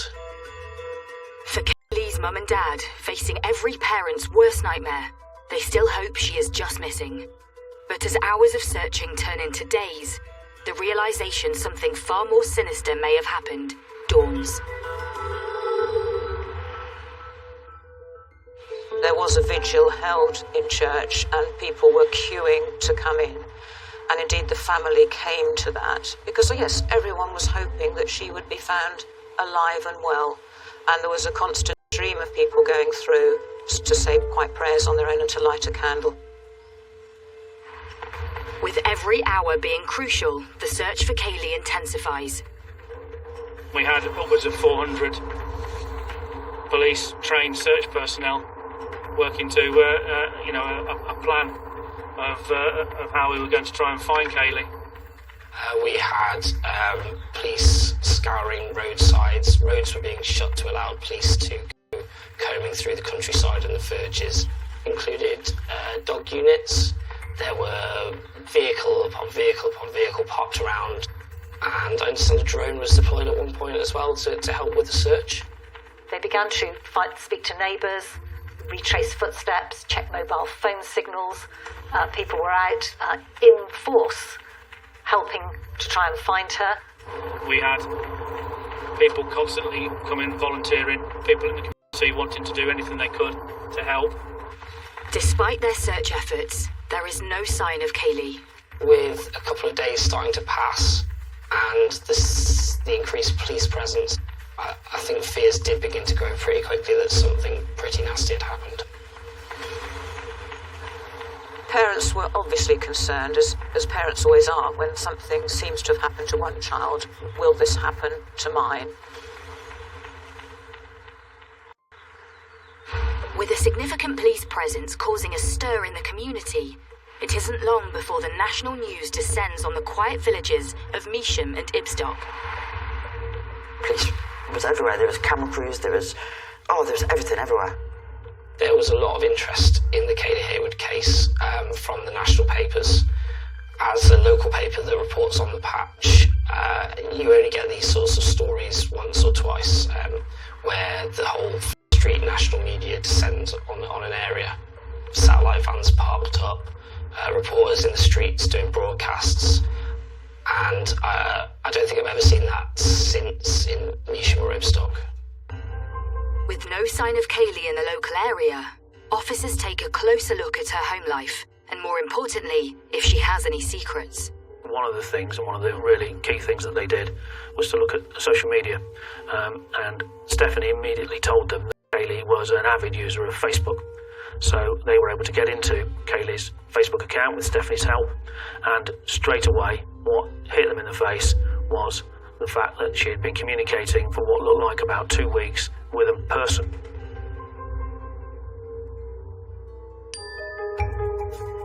And what then became a matter of great concern was the fact that Stephanie Haywood and nobody else in the home there had any idea who this individual was. Police trawl through hundreds of messages between Kaylee and her new Facebook friend, Luke Harlow.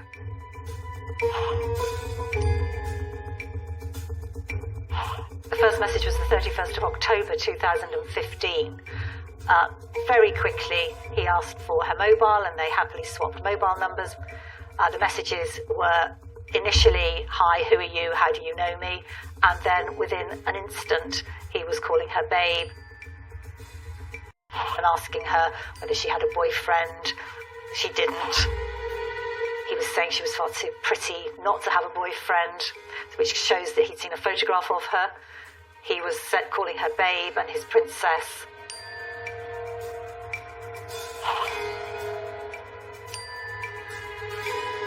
So who is Luke Harlow?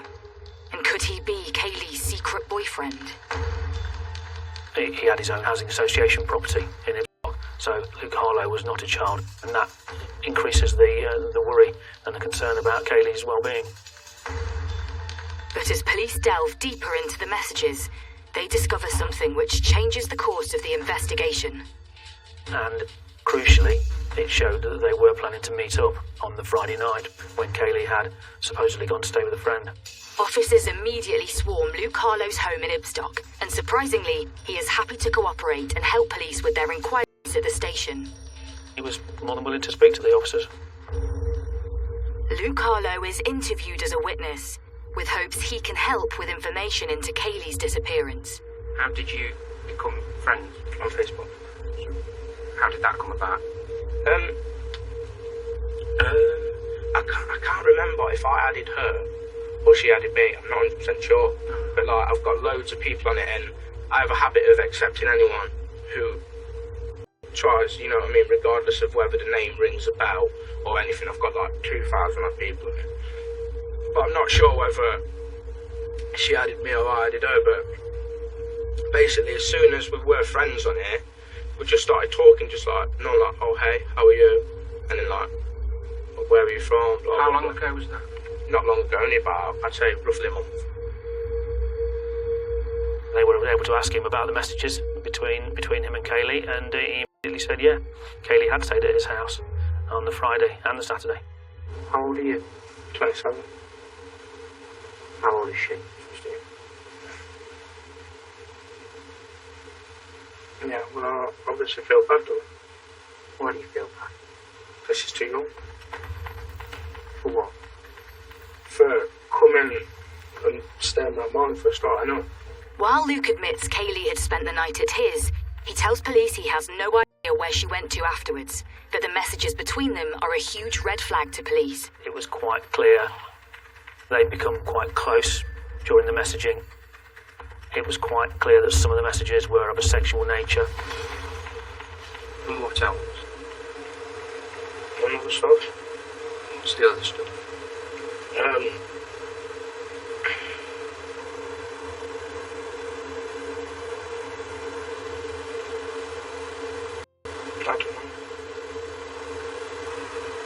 What did you get up to? I did some stuff. Following this shocking revelation, police now suspect Harlow of grooming 15-year-old Kaylee for sex. The police turned around to us and said, we believe we know where Kaylee was and has been. My gut reaction, I cried. I didn't know what to think. I didn't know what had happened to her. Why was she where she was? Why had she lied? She put herself in this danger. Police now know where Kaylee really was on the nights of 13th and 14th of November. But is she still at Luke Harlow's flat? It was a kind of maisonette where you go in the door and the bedroom and the bathroom and downstairs, and then you go upstairs to like a lounge and kitchen area. He let the officers in to search that. Kaylee wasn't there. With no sign of Kaylee at his home, questioning of Luke Harlow intensifies. Harlow tells police that on Saturday night, he ran out of alcohol for him and Kaylee. So he went to his neighbours, a man called Stephen Beedman. Stephen Beedman lived 10 paces away from Luke Harlow, and when Luke Harlow ran out of booze, he popped round to Beedman's flat to see whether he had any. I think he was looking for some mixers to go with a spirit that he had. Beedman didn't have any, and the two of them went off to get drink for an off-licence. On their return, Luke invites his neighbour back to his home to join the party.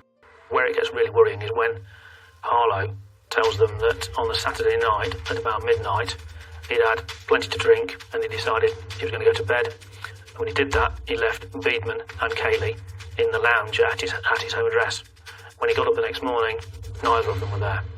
November 2015, Leicestershire police have discovered that far from spending the weekend with a school friend, missing teen Kaylee Haywood was at the flat of 27-year-old Luke Harlow. Harlow had contacted the 15-year-old via social media just 13 days before. But on the Saturday night, Harlow invited his friend and neighbour over, a man called Stephen Beedman. Stephen Beedman was a landscape gardener. He was known and seen to be clean and tidy. He was quite well thought of, I think, in the local area for his work. Detectives are curious as to the relationship between both men.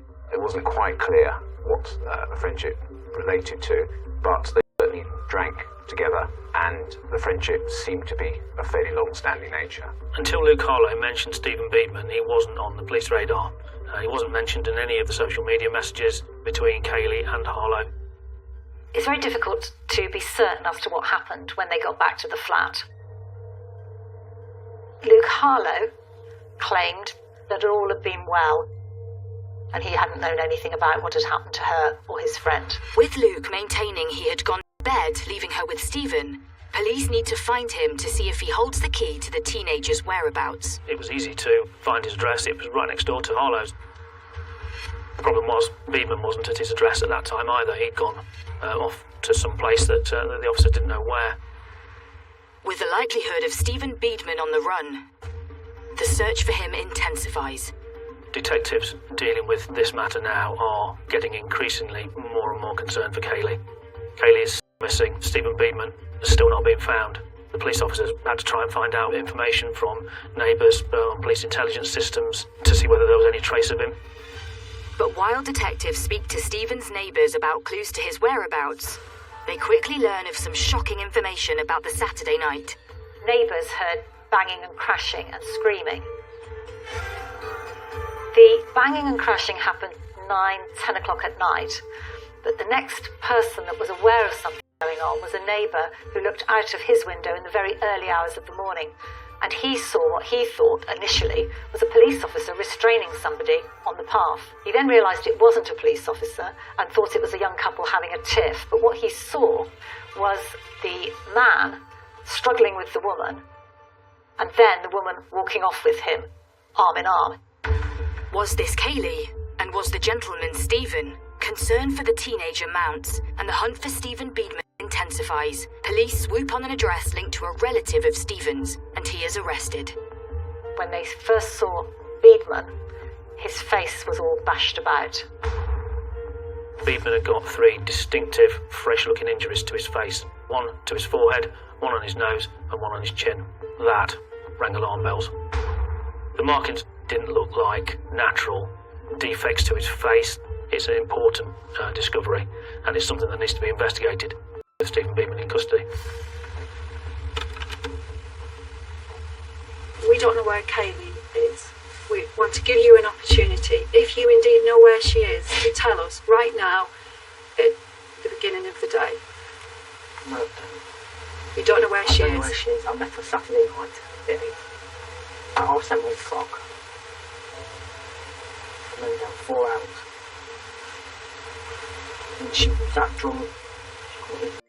I couldn't get much conversation out of her. Beedman's account had some similarities to Harlow's, except to say that when it got to the midnight point where Harlow said he went to bed, Beedman didn't concur with that. I went round, had a few drinks and stuff, and I left about 12 o'clock.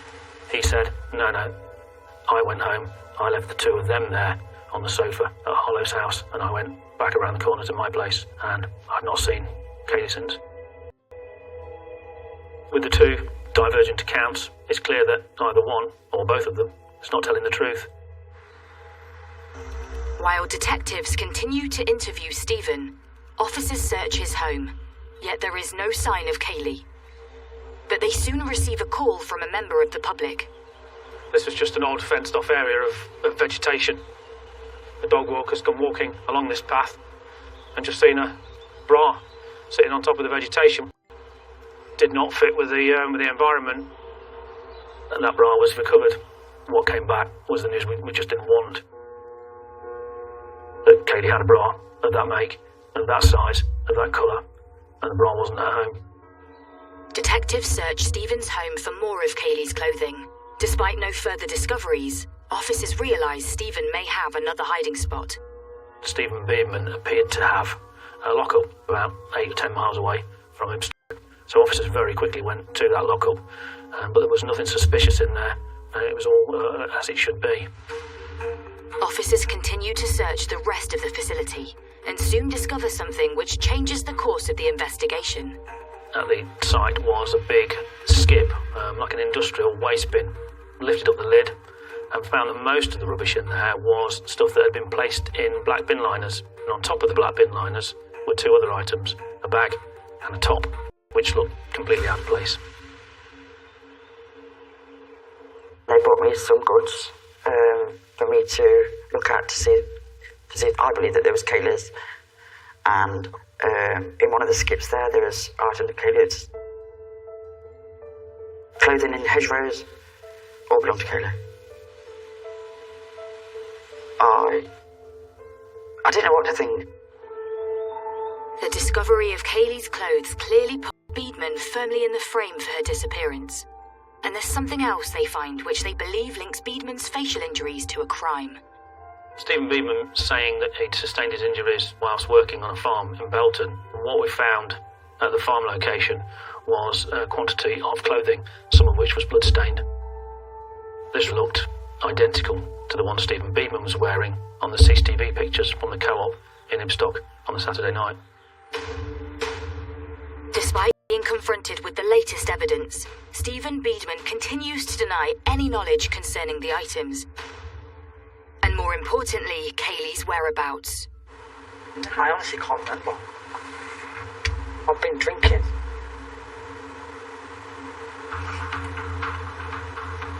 We'd all been drinking. But several days into the investigation, things take a dramatic turn. On the Wednesday evening, he asked if he could speak to his appropriate adult in private. As a result of that conversation, the appropriate adult said that they could no longer perform that role because Beedman had told them that he knew where Kaylee was. Stephen goes on to tell police that Kaylee is hidden in an open area across the road from Sense Valley Park. So over behind me, where the row of trees are, is a disused railway line. Officers went out dead of night, as it happens, and some of the senior officers from the case were out searching the heavily overgrown area. In the back of your mind, you're thinking that there is a chance and that you could just find her clinging on to life and you will be able to do something about it. The officers search for hours late into the night. So we reached a point we couldn't find Kaylee. We were trying to follow the instructions Beedman was giving to the interviewing officers. It was pitch black and raining. You can't search in the dark. But the four of us stood here together and said, well, we can't go anywhere, we need to carry on until it's light. And we all agreed together that we had to do that. But at 10 past 10 that evening, one of the team makes a shocking discovery. He shouted to the four of us as we walked through some quite dense undergrowth. We went over to him and Kaylee lay on an embankment. Slightly twisted position, half on her back and half on her side. Naked, save for one sock. And of course, dead. Confronted with the worst case scenario, officers need to inform Kaylee's family. My friend was in the kitchen at the time, and she just said I howled. All she could hear was a howl from the living room. I was speechless, I couldn't speak. Martin was the same. We just broke. We physically couldn't speak. I was physically sick. My emotions were everywhere. I didn't want to believe it. I just told everything out. It was horrible.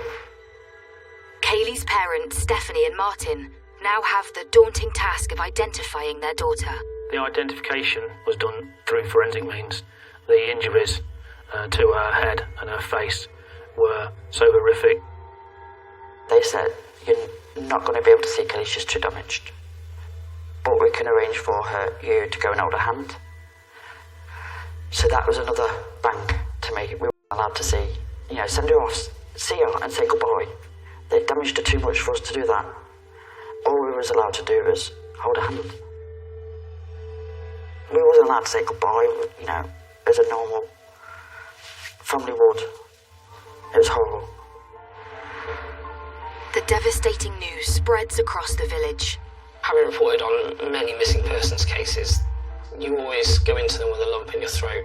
You always hope for the best. You always hope it's going to be the one that you have to take the appeal down after 20 minutes because the police have rung and said, they've been found safe and well. Stand down, everybody. Sadly, it doesn't always happen like that, and it is every parent's worst nightmare. The village were obviously shocked. You see things like this on the television and you always think it happens somewhere else, to someone else. So to actually having it locally shocked everybody to the core. Stephen Beedman is charged with Kaylee's rape and murder. Luke Harlow is charged with grooming and 2 counts of sexual activity with a minor. But what led this 15-year-old girl to meet such a brutal... In the village of Ibstock, the hunt for missing teenager Kaylee Haywood has ended in the worst-case scenario. Her body was recently discovered in an open field near Sents Valley Park. I understand that Kaylee was found with sort of cuts and bruises and lacerations that might indicate she'd been tied up, and that her death may not have been instant. 28-year-old landscape gardener Stephen Beedman has been charged with her rape and murder. I honestly can't remember. I've been drinking. We'd all been drinking.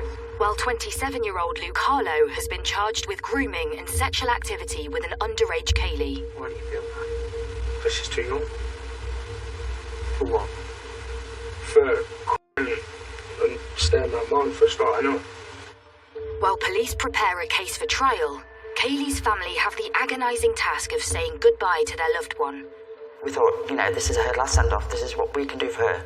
So we ended up having horse and carriage to carry Kaylee to a final resting place. All white horses, purple, Cadbury's purple, Kaylee's favourite colour, was the main theme. The actual procession between the church and the cemetery where was my front window.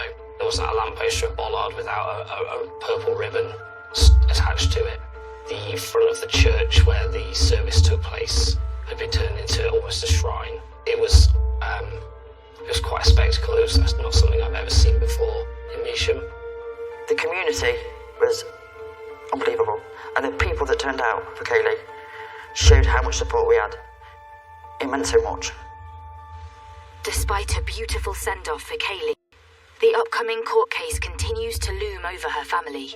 After confessing to where Kaylee's body is, Beedman pleads guilty to his charges of rape and murder. Due to the overwhelming evidence of their interaction on social media, Luke Harlow also pleads guilty to his 2 charges of grooming and sexual activity with an underage Kaylee. The defence thought that would be the end of it and the prosecution would take those pleas and say thank you very much. But by re-looking at the circumstances of the case, the prosecution puts forward a further charge of false imprisonment against both defendants. Both pleaded not guilty, and so we, with the consent of the family, and I spoke with the parents and the Crown Prosecution Service, we decided to take it to trial.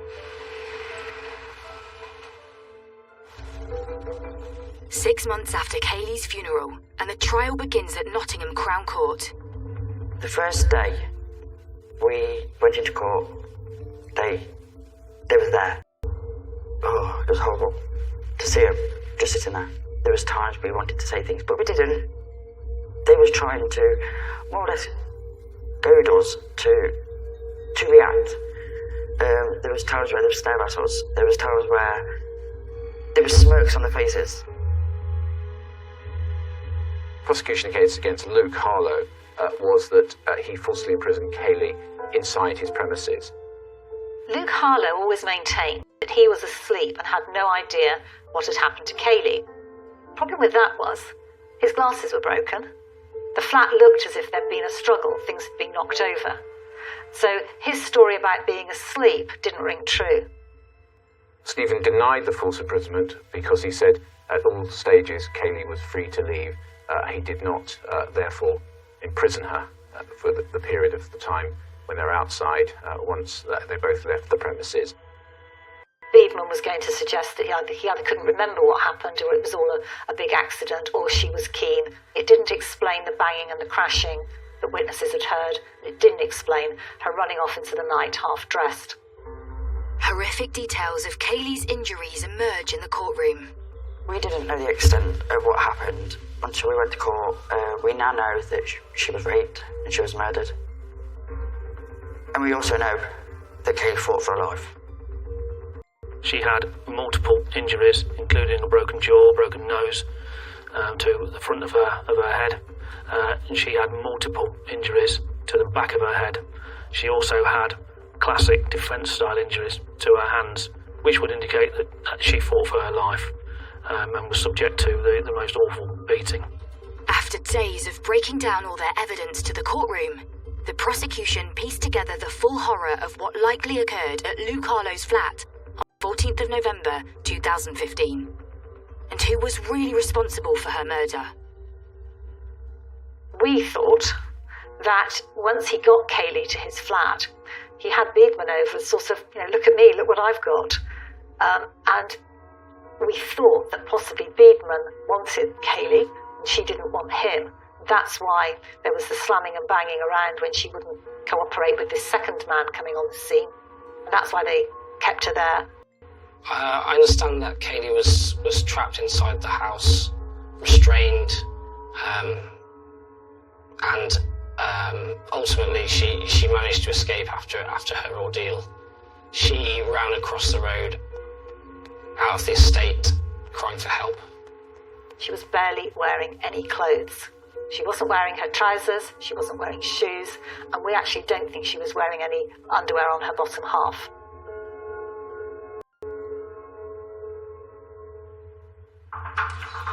Biedman catches up with Kaylee. He pins her to the ground, causing her to drop her phone on the pavement.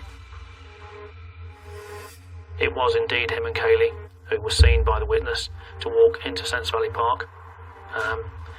That he took her into the car park there, near to where the bra had been found, and on the gravel car park there, on the ground, he raped her. Instead of walking her back to Luke Harlow's flat, or to his own flat, Biedman walked her across the busy road and into the woods opposite. It was about a mile across farmland. According to Biedman, at one point, Kaylee ran off and managed to get away from him, and he chased after her down the field, and when he caught her, he said that she smashed him in the face with a brick. And I took the brick off her, is what Biedman said, and I hit her about the head with the brick, and this killed her.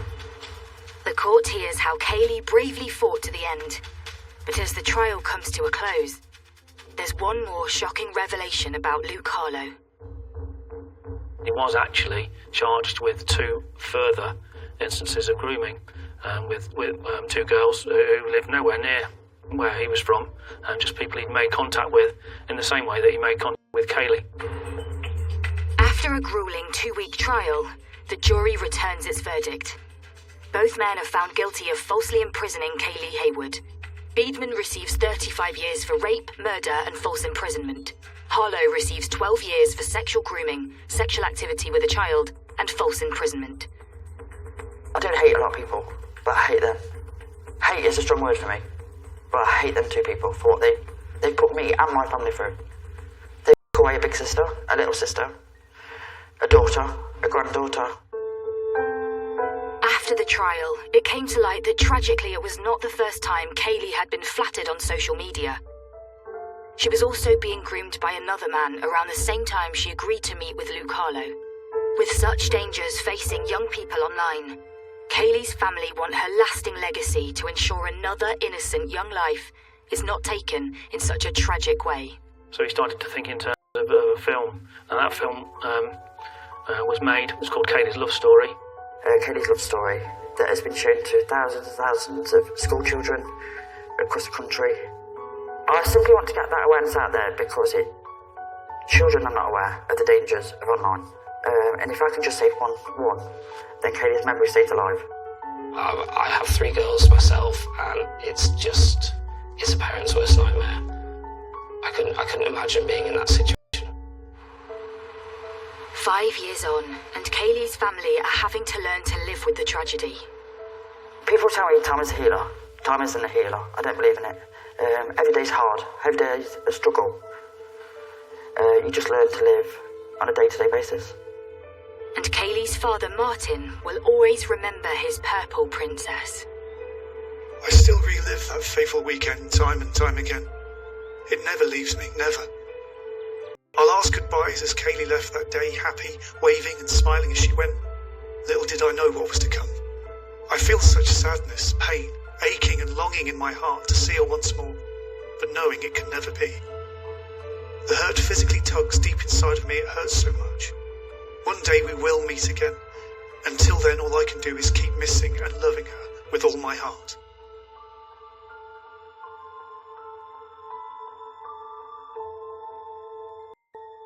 You're in the hot seat now for some real serious offences.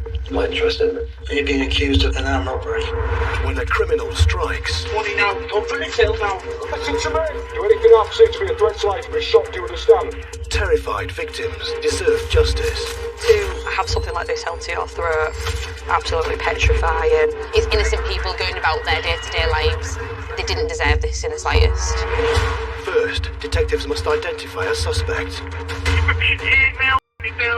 This lad is Suspect's quite prolific. We really need to get this guy in custody. Police, drop to your knees. Do not move.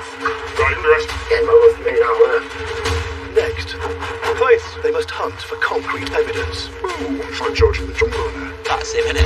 Perfect. Then question the suspect face to face. This is your opportunity. If you're going to tell us something, you tell us it now. Did you put the knife to his throat? Absolutely not. What are we doing? Fall out there. Get out of my way. Will the evidence stand or fall? That is that. That is that. Will the suspect confess or deny everything? Will the police uncover the truth in time? 24 hours is a very limited period of time to carry out a full investigation. Because time is ticking and we've got 8 hours left. The best way to safeguard the public is to have the suspect in custody and remand them to prison. Boom. All charges, yes. This time, We've watched the group get some weapons. a mass brawl leaves a man fighting for his life. And a manhunt for the armed suspects. Ooh, is that a crowbar? He needs to be the absolute priority. Police officer retains it! And who's that makes up now?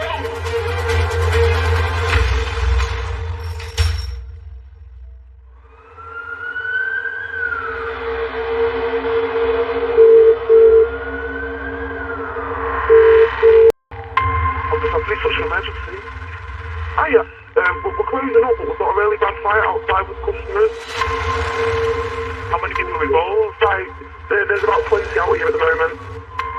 We've watched a group get some weapons, and now they're heading towards the riverhead. Police are receiving reports of a huge brawl rampaging through the streets. A big emergency. We've just had 6 lads from to the front of Newton Old Victoria Street with weapons, crowbars, spades, all sorts. One of them hit this lad with a crowbar. We shot doors immediately. 5 others run on behind with weapons. Did the person that was hit with the crowbar look like they need an ambulance? One of them definitely did, yeah. You head up, got 2 patrol routes at the moment. With both callers reporting weapons being used, officers race to the town centre. They immediately pursue a group of 9 men seen running away. You're under arrest on suspicion of GPH already. Do not have anything. Remain high restraint. You do not mention when questioned. Situation might rely on court. There's been an incident and you've been seen running. Police have turned up. 3 suspects are caught and arrested. Sit there. Step in, Mantra, put in, take a seat just there for us, please. Thank you.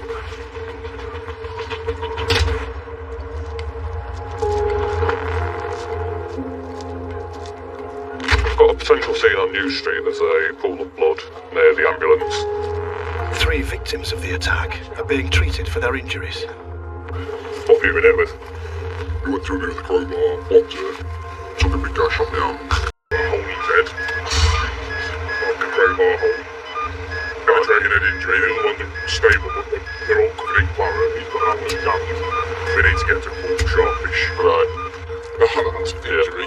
He's exactly the same shape as the head injury. Has that been hit with the same thing, crowbar, I said? Yeah. All the way to the lamppost to the left side. That's where the blood goes up to. Okay. There's one element in that one. Yeah. Police begin to question witnesses to then piece together the circumstances of the attack. So the guy in the red was stood here, talking to us.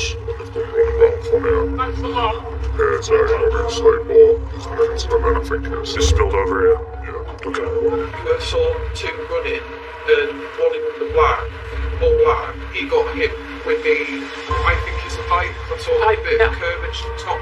He was the one that I both was knocked out for a bit. Yeah. The one that was in front, he had the big gap. He's got It was had gash. Yeah. Covered out. Everything was just covered in stone blood. Just got. I've worked in nightclubs, obviously, but I've never seen anything like that. I'm just shaking. Oh, bless you. Like, it's the worst thing I've ever seen. Yeah. While the victims are rushed to hospital, with one in critical condition from a head wound, the 3 suspects are taken to Birchin Way police station. Okay, Serge. What's your name? Madeline. The other 2 suspects are named Madeline Lee and Marian Vasilaki. Right, so you have been arrested on suspicion of grievous bodily harm. Yeah, that will be investigated while you're in custody. Once your clothing has been seized, you'll go to a holding cell. 60. That one.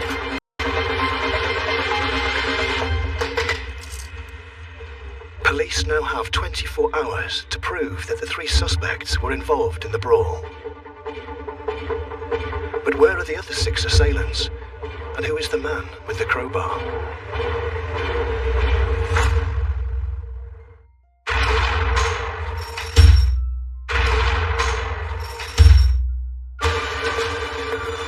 In Grimsby, Black weapon. One of them hit this lad with a crowbar. a mass brawl has left 3 injured victims, one in critical condition. So you're under arrest for suspicion of GBH already? 3 suspects have been arrested, but 6 are still at large.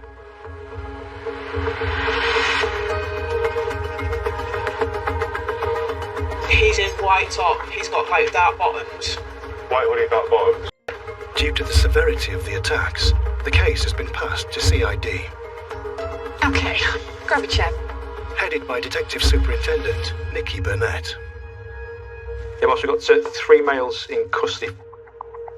We've got a Mirel Korf, Yep. a Marianne Vasilaki, Yep. and a Madeline Illy. I'm assuming, were they at the scene, located Yes. at the scene? Yes. Okay. We've got a male who's in critical, life-threatening condition at HRI with a serious head injury. Appears to be struck with an implement, potentially with a crowbar. Okay. So I've seen the injury photographs. It's really nasty, actually, isn't it? I believe there's others that have been assaulted, but not at the same level. So this is the actual assault. Yeah. Detective Superintendent Nikki Burnett and Detective Inspector Scott Miller review the CCTV footage of the incident. And you can see male with, it's almost like a striking motion in the air there. Guard. And we'll see him hit Oh my him there. goodness. And he's now Wow. he's on the floor. He's not That's moving. He's horrendous. still hitting him. Yeah. He was like hitting him with as much effort as he could there above his head. Yeah, the movement he's seen in CCTV is definitely that of somebody almost like chopping wood or something, isn't it? There's obviously more suspects outstanding. We've got the 3 in custody then, so priorities today will be interview with those 3. And then the passive data, CCTV trawl. So we've got a group of people here who think nothing to go and arming themselves. Our main priority is to make sure that they are arrested. They're clearly dangerous individuals, and whilst they're out on the streets, then there's a chance they could do this again. First, the team must try to get an understanding of the events leading up to the assault. They review footage of the original brawl. So just watching the initial CCTV, we've got initially some form of physical altercation between 2 groups of males, which spills out into the street, maybe 15 to 20 individuals involved, and then we pick up one of the groups of males in further footage, and they're then seen to go to the rear of a white van, and then from that we've got individuals taking items from the back of the van and then making their way towards the person we know to be our intended victim. You're doing comparison with the ones we got locked up. Next, the team try to determine any role the 3 men in custody played in the attack. They compare clothing they were wearing when they were arrested to clothing seen in the CCTV footage. Dark shoulder jacket is going to be Madeline Illy. So I've got him swinging a spade. Okay, and we've got him in custody, yeah? Yeah, in custody. Okay. Believe that this chap here is Marian Basilaki. Has him upon arrest. Yeah. You see him in his light coloured or grey coloured hooded top. Yeah. So really content. Yeah. One and the same. He's been running towards our complainants and our victims and offering violence. Do we see him with a weapon? No, not that I can see. Okay. So we've... Burgundy, that's Burgundy jacket, man. See, is that Muriel Korf? In the picture? Yes. Yes, with the moustache. Yep. And then we've also got Muriel Korf on this footage as well, who can be clearly seen to be throwing punches in the direction of people. While the hunt for the other 6 suspects continues, police interview the 3 men in custody. What we will be doing is testing their accounts. We'll be trying to tie them into a story and then challenge that story. So if they do tell us a lie in the interview, we can then present them with the evidence that shows that the account they've given us was a lie.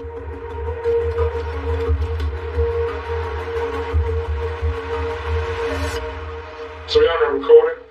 We're at Birchway Custody Suite in Grimsby. Can you give me your name, please? Ilie Madeleine Valentin. Okay, so you've been arrested for assault. Tell me what happened. No comment. Okay. What was your involvement in this incident? No comment. I'm going to show you some CCTV. Does that look familiar? No comment. Did you identify anyone in that CCTV? No comment. The person in the same clothing in the last CCTV was actually holding a shovel or a spade. No comment. I believe you're arrested not far from here in the same jacket as that. No comment. We're saying that to you. No comment. We're showing you what's happened last night. It shows you you're one of the aggressors going tooled up. No comment. Okay. We've got no more questions for you. Okay. Is there anything you'd like to add? No. Madeleine Ilie is not talking. Detectives now confront the next suspect, Marian Vasilaki, with the CCTV. We're going to show you this. I want you to watch it. Eu m-am dus eu acolo ușor, i-am dat și ultima unul, o fugit la roșu, brațul ăla care a zis. Era omul ăla care a fugit atunci, omul ăla roșu, care era îmbrăcat la roșu. A venit la colț acolo și a arătat omul la colț. Ok. După ce am mai stat, după ce s-a produs acolo, a căzut doi jos acolo și erau doi jos. Că am venit eu cu acolo.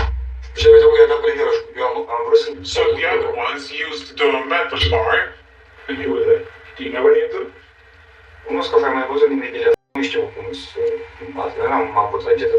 Why have you then chased around and gone to punch the guy at the top?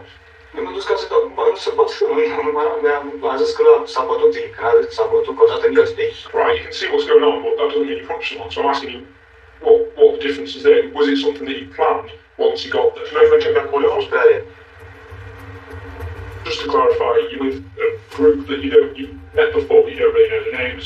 Fight breaks out, you throw 2 punches at the guy in the red. You've not touched the other 2 victims, and you chase around as everyone else does. Yes, I didn't touch the other 2. Okay. I've got no more questions. Have you got anything else you want to add? No. No? Okay. With one suspect admitting his involvement, detectives are hunting for the other 6 men still at large. He's got one all in dark clothing. D.I. Miller has received news from the hospital. We got victim update. Yeah. Update from hospital is no longer critical. So he's going to be okay. Okay, that's good news. The interviews... Still ongoing. Yeah. So we're likely to get further lines of inquiry and fast track actions from those interviews, which might lead us to further suspect identification. Yeah. It's now Muriel Korf's turn to be interviewed. Will he identify any of the other perpetrators? perpetrators of the assault. Video.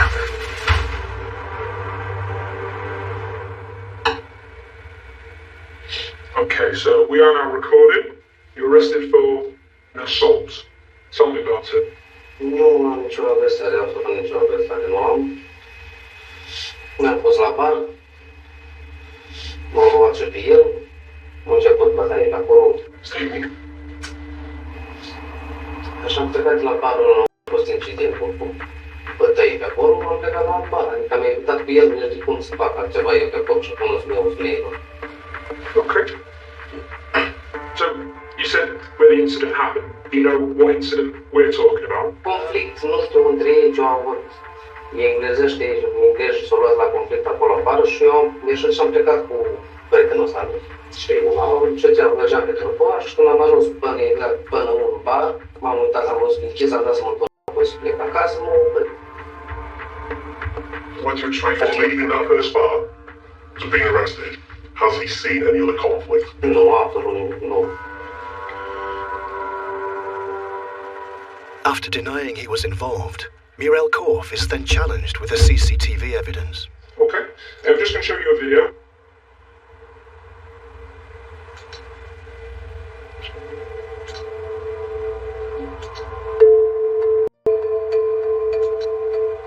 Okay. Now that's paused. You can see it a bit clearer. Can you see anyone in that CCTV footage that you identify? Was that my last you? Okay. Which one's you? Ăsta de aici. Da. This one, yeah. Okay. Da, n-ai și să mai mă peresc, recunosc tot și nu pot să mă ascund. Pentru că aici să crede peste tot și nu pot să face absolut nimic. Okay. Tell me that. Anterior, m-a primit telefon. Precum a avut un conflict. Și o zis, număra pe direct de cu Vasili, are probleme în cerul. Și am crezut că e bătaie. Așa, am ajuns în centru, eu nu am putut găsi și cum și-am intrat direct cu gura So, as they got into the south end, he seemed like I walked into the water smell. Am ajuns acolo și nu am știut, adică pur și simplu sigur și nu mi-au explicat băieții din ce și cum. Când am ajuns, ei direct au început să le iei cu pumnii, cu mâna. Mirel Korf has admitted his involvement. But will he go further? Name them. Okay, so this person. Cine este? Mihai. Dănuț. Ăsta aici. You know his surname? Nu știu. Who lives? De la noi la un cer de ore, care că casa altă este lor. Okay. And now you're telling the truth. Looks we have the water open now. Da, da. What's your address? Adresa mea este aici unde stau eu, dar o am pe telefon și am greșit. Great. We don't have any more questions for you. Thank you very much for being honest with us. Da. Trebuia să recunosc. Make sure to send it from the beginning. Yeah, sure. Era mai... No, it would have been better. It's a huge breakthrough. Police now have the first names of the 6 outstanding suspects.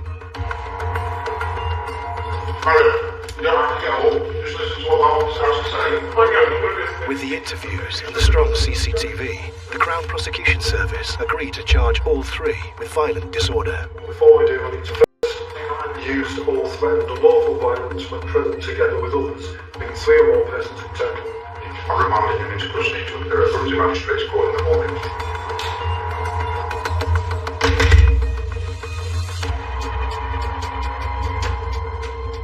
The remaining attackers are still at large. This is some close watch I've seen, I think. But detectives have uncovered new CCTV footage. So happen coming down this road shortly. What street is this one? Is it the library? The library, yeah. Yeah, okay. Alright, oh yeah, that's right. They're going down towards where Fusion is there, aren't they? Ooh. Item in is hand. That a crowbar then? It looks like crowbar, yes. That could have caused that injury to his head, Yeah. you know, with the bit that goes over at the top. Police now have clear evidence that their suspect number 1 was wielding a crowbar. So, White Gilet Man needs to be the absolute priority at the moment. The race is on to track him down.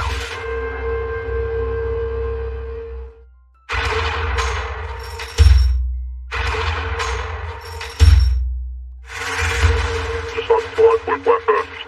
One of them hit this lad with a crowbar. Police are hunting a group of 9 men responsible for several vicious assaults. They've already charged 3 suspects with violent disorder.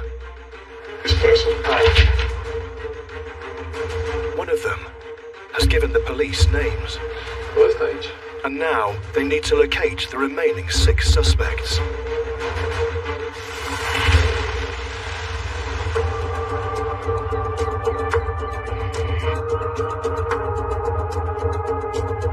At the scene of the incident, forensics officers are gathering evidence that might help provide full identities.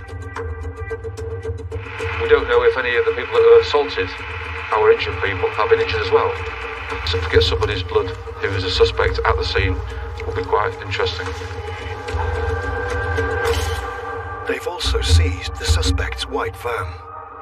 Okay, so we've imaged the vehicle in situ and the surrounding streets and taken it really into context of the pedestrian precinct looking down at the Fusion. So we've got it sort of located. That looks like absolute chaos in the back of there. Crime scene investigators Kirsty Richmond and Alicia Whiteley are examining the vehicle. Literally just work stuff. Yeah. This vehicle was one that the males were seen getting weapons in and out of. I mean, there's a couple of saws that are in easy access, but they're in a box quite happily sat there. Bit of a letdown in the rear with there not being anything obvious that the officers were after. Next, they search for fingerprints and DNA evidence. The officers have asked us to have a look at it, see if we can find anything to try and identify the people that have been inside the vehicle. So we can get, if there's cigarettes, if there's drinks bottles, people leave vapes, mobile phones even, all sorts of things can be left that we can then get some DNA or fingerprints from. Some definitely on the outside, there's some big ones there. Got about 20 exhibits in total. We've got a few fingerprints, lots of other bits of DNA, so that will go off to the lab. While the forensic samples are sent for analysis, back at Birchin Way, the team have made a breakthrough. Detectives have been working to try and establish who that van belongs to. It looks that the registered keeper is actually a Mihai Vasilaki. Looking at the CCTV of the incident and cross-referencing and comparing that against social media images of Mihail Vasilaki. And we can see him with 3 other persons on the CCTV at this time, actually approaching and taking items from the rear of the van that belongs to him, and then they all walk towards the where our intended victim of the incident is. So Mihai Vasilaki is the suspect. Police arrest him at the address the vehicle is registered to.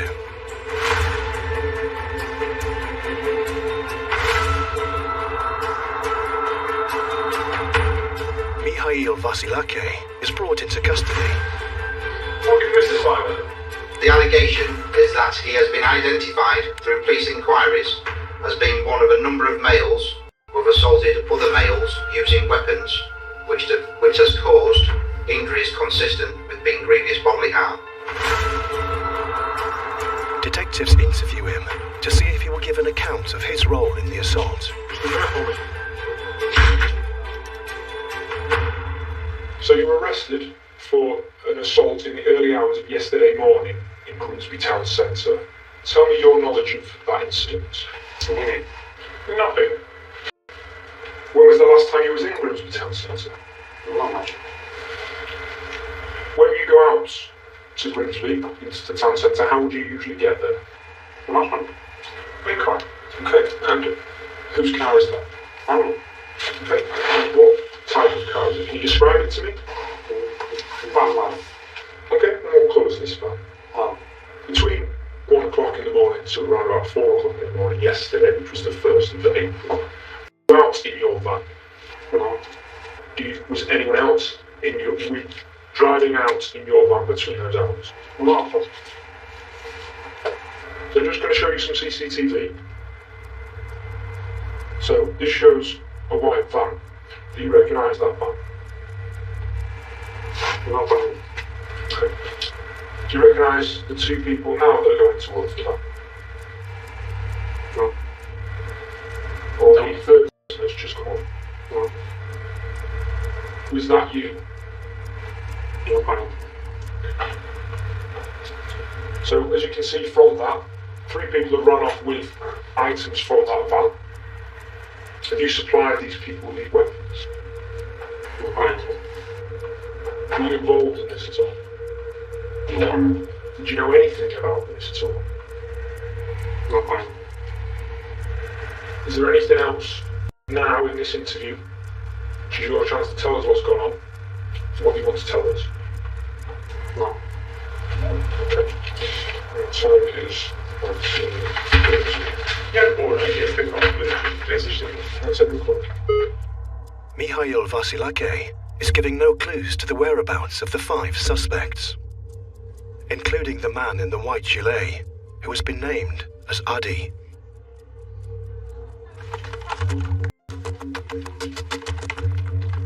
But investigations into addresses associated to the men in custody have given detectives a new lead.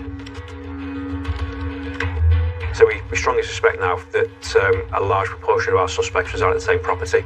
We also know that post the initial assault with fists outside the public house, we have a phone call was made by Miro Korf to an associate at that property. So we carry out further arrest attempts at that location.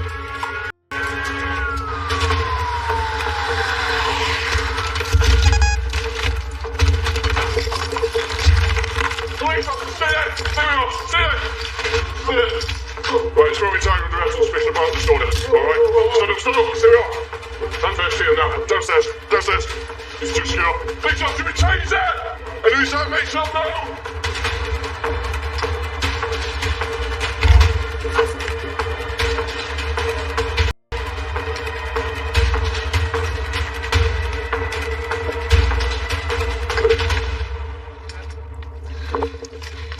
Inside the property, police find 2 men He's already locked up.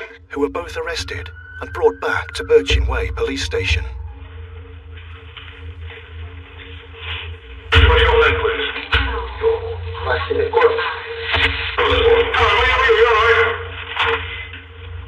What's your name? Mihalika Danut and Vasile Korf are the next suspects to be brought into custody. Will they admit to their involvement in the attacks? Could you please state your full name? Vasile. He was arrested on suspicion of GBH and also on suspicion of violent disorder. Can you tell me in as much detail as possible your involvement in these allegations? Have you assaulted anyone? No comment. Did you use a weapon to hurt anybody? No comment. Did you see anybody hit anyone with a weapon? No comment. Vasile Korf is refusing to give an account. Will Mihalika Danut provide any more information? We are in interview room 4 at Winsby Birchin Way. You're suspected of being involved in these offences and you were arrested on suspicion of grievous body harm. Da, este adevărat. Yes, it's true. Eu nu am agresat pe absolut nimeni, doar am alergat după acea persoană. Victima a fost agresată de către un amic Adelin. Adeline hit somebody with a weapon? Da. Yes. Sure, what's been a CCTV? So, Eu fiind aici. yeah, and she gets plugged in the back. So, it's solid 1. You want it? Vindu pe Adelin, nu vindu pe celălalt. Și nu vindu la Adelin cu ranga. Adeline hit that he was with the map before. Adelin. Danut has given the full first name of the man with the crowbar, Adeline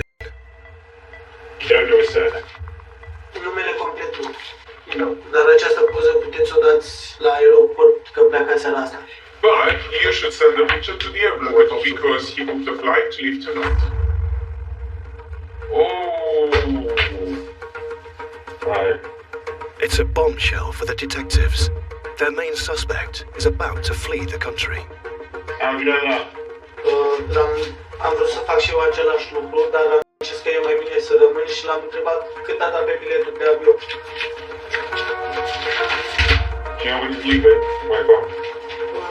Pleacă de la adresa lui Mihai, de unde este mașina. Iuba. Dar adresa nu... From Mihai's address. Unde ajunge, habar nu. Și ți-ați luat order? Nu. No. Îți ai scris asta? Da. But he's told me that it's for tonight. Spre România, da. To Romania, yes. Anything you wish for? No. The time of the moment, which is 48 hours after the Institute of College. Well, I'm going to just release the best. One of our suspects has informed us that the male with the white gilet, he has actually purchased a ticket to go back to Romania. This obviously gives us some urgency now. We need to get this individual before he jumps on a plane. So the clock's ticking now, it really is. If he were to leave the country, it would be very difficult, to locate him and bring him back again to face justice.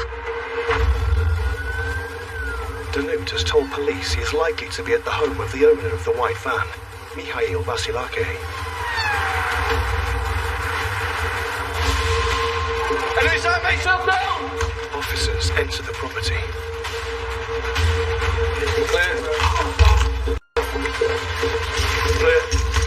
But it's empty. Are they too late? Has he fled the UK?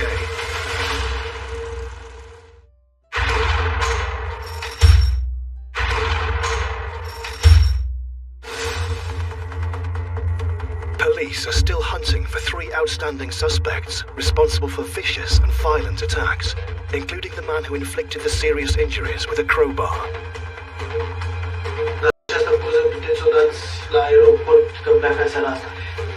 You should send a picture to the airport because he booked a flight to leave tonight. They have raided his address after a tip-off that he's about to flee the country, There's no vehicles at the front. but have so far been unable to track him down.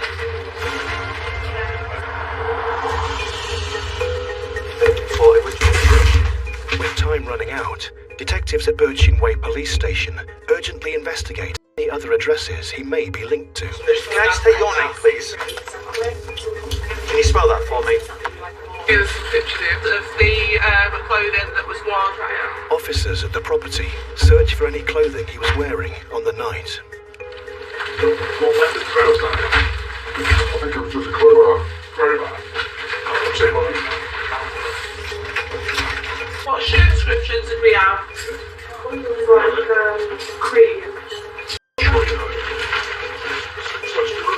Come down here, one for an arrest attempt for the outstanding suspects, but also to see if any items related to the offence were found what we believe to be the clothing that the suspect was wearing, whilst it was believed to be involved in the assault which took place yesterday morning.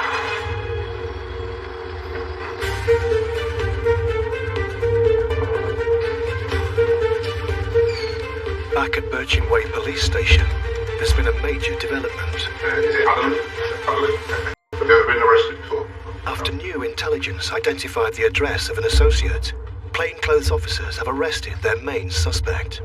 I'm authorising your detention here at Birchin Way Police Station to obtain evidence by way of questioning. So what that means is you need to be interviewed in relation to that allegation to see whether you know anything about that incident. Okay. So that's why I'm going to hold you here and then we'll get you interviewed. He's taken for interview. But what will he say about the assault? Carry on our recording. Just examine register. Can you give me your full name? My name is Balikoi Agni. Thank you. Okay. So, you've been arrested for an assault that happened yesterday morning in the early hours in Grimsby Town Centre. We're just going to show you some video footage now.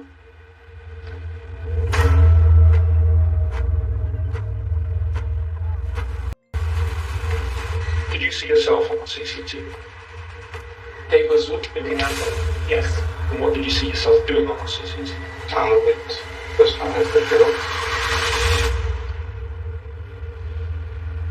Explain to me, step by step, what you have done. Let's just pause. Stavo abbracciato Mihail cu doi bani. M-am ieșit afară, am mai ieșit și câțiva iandeți, nu eram decât 4-3 dioși bucătei. Și am început și alța afară și am căzut la pământ. Dintre rupt.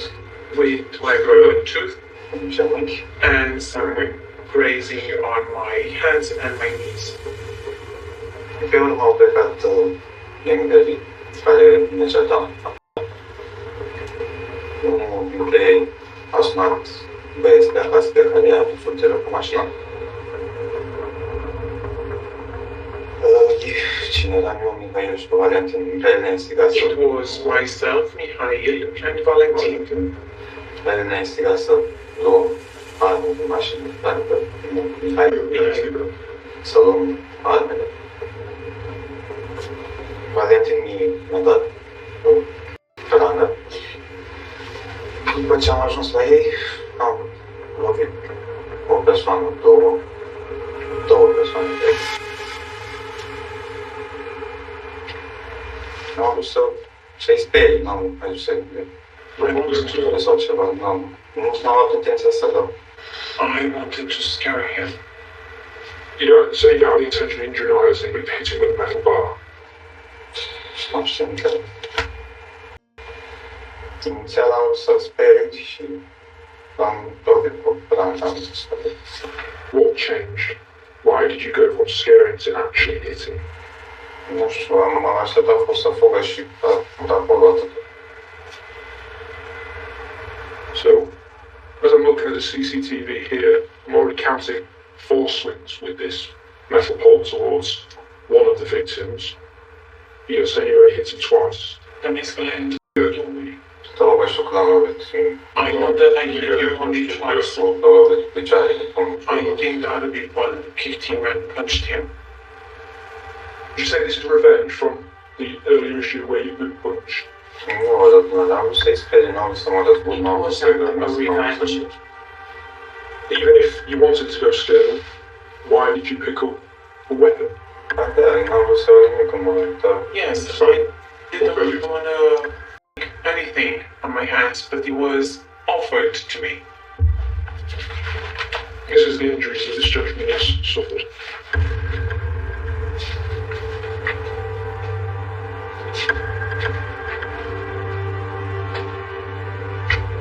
This young man's not well enough to give a statement to us just yet.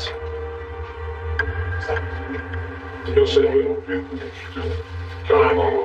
I didn't hit this one. So, you said you've gone there to scare him. But the CCTV shows that you hit one of them as soon as you've come around the corner. So, how are you meant to scare someone if your actions go straight in? Let's go and assault someone. I don't have any more questions. Jonathan. Okay. It's a result for detectives. The confession of their suspect number 1. And there's also more good news. They're going to hand themselves in at a police station. Are they going to do that regardless, or if we speak to them? The 2 remaining suspects are going to hand themselves in.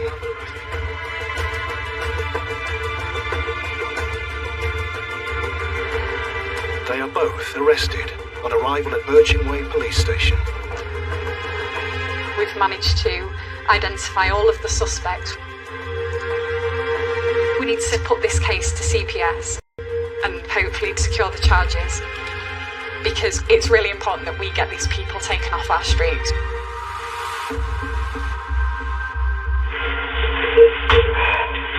So we're going to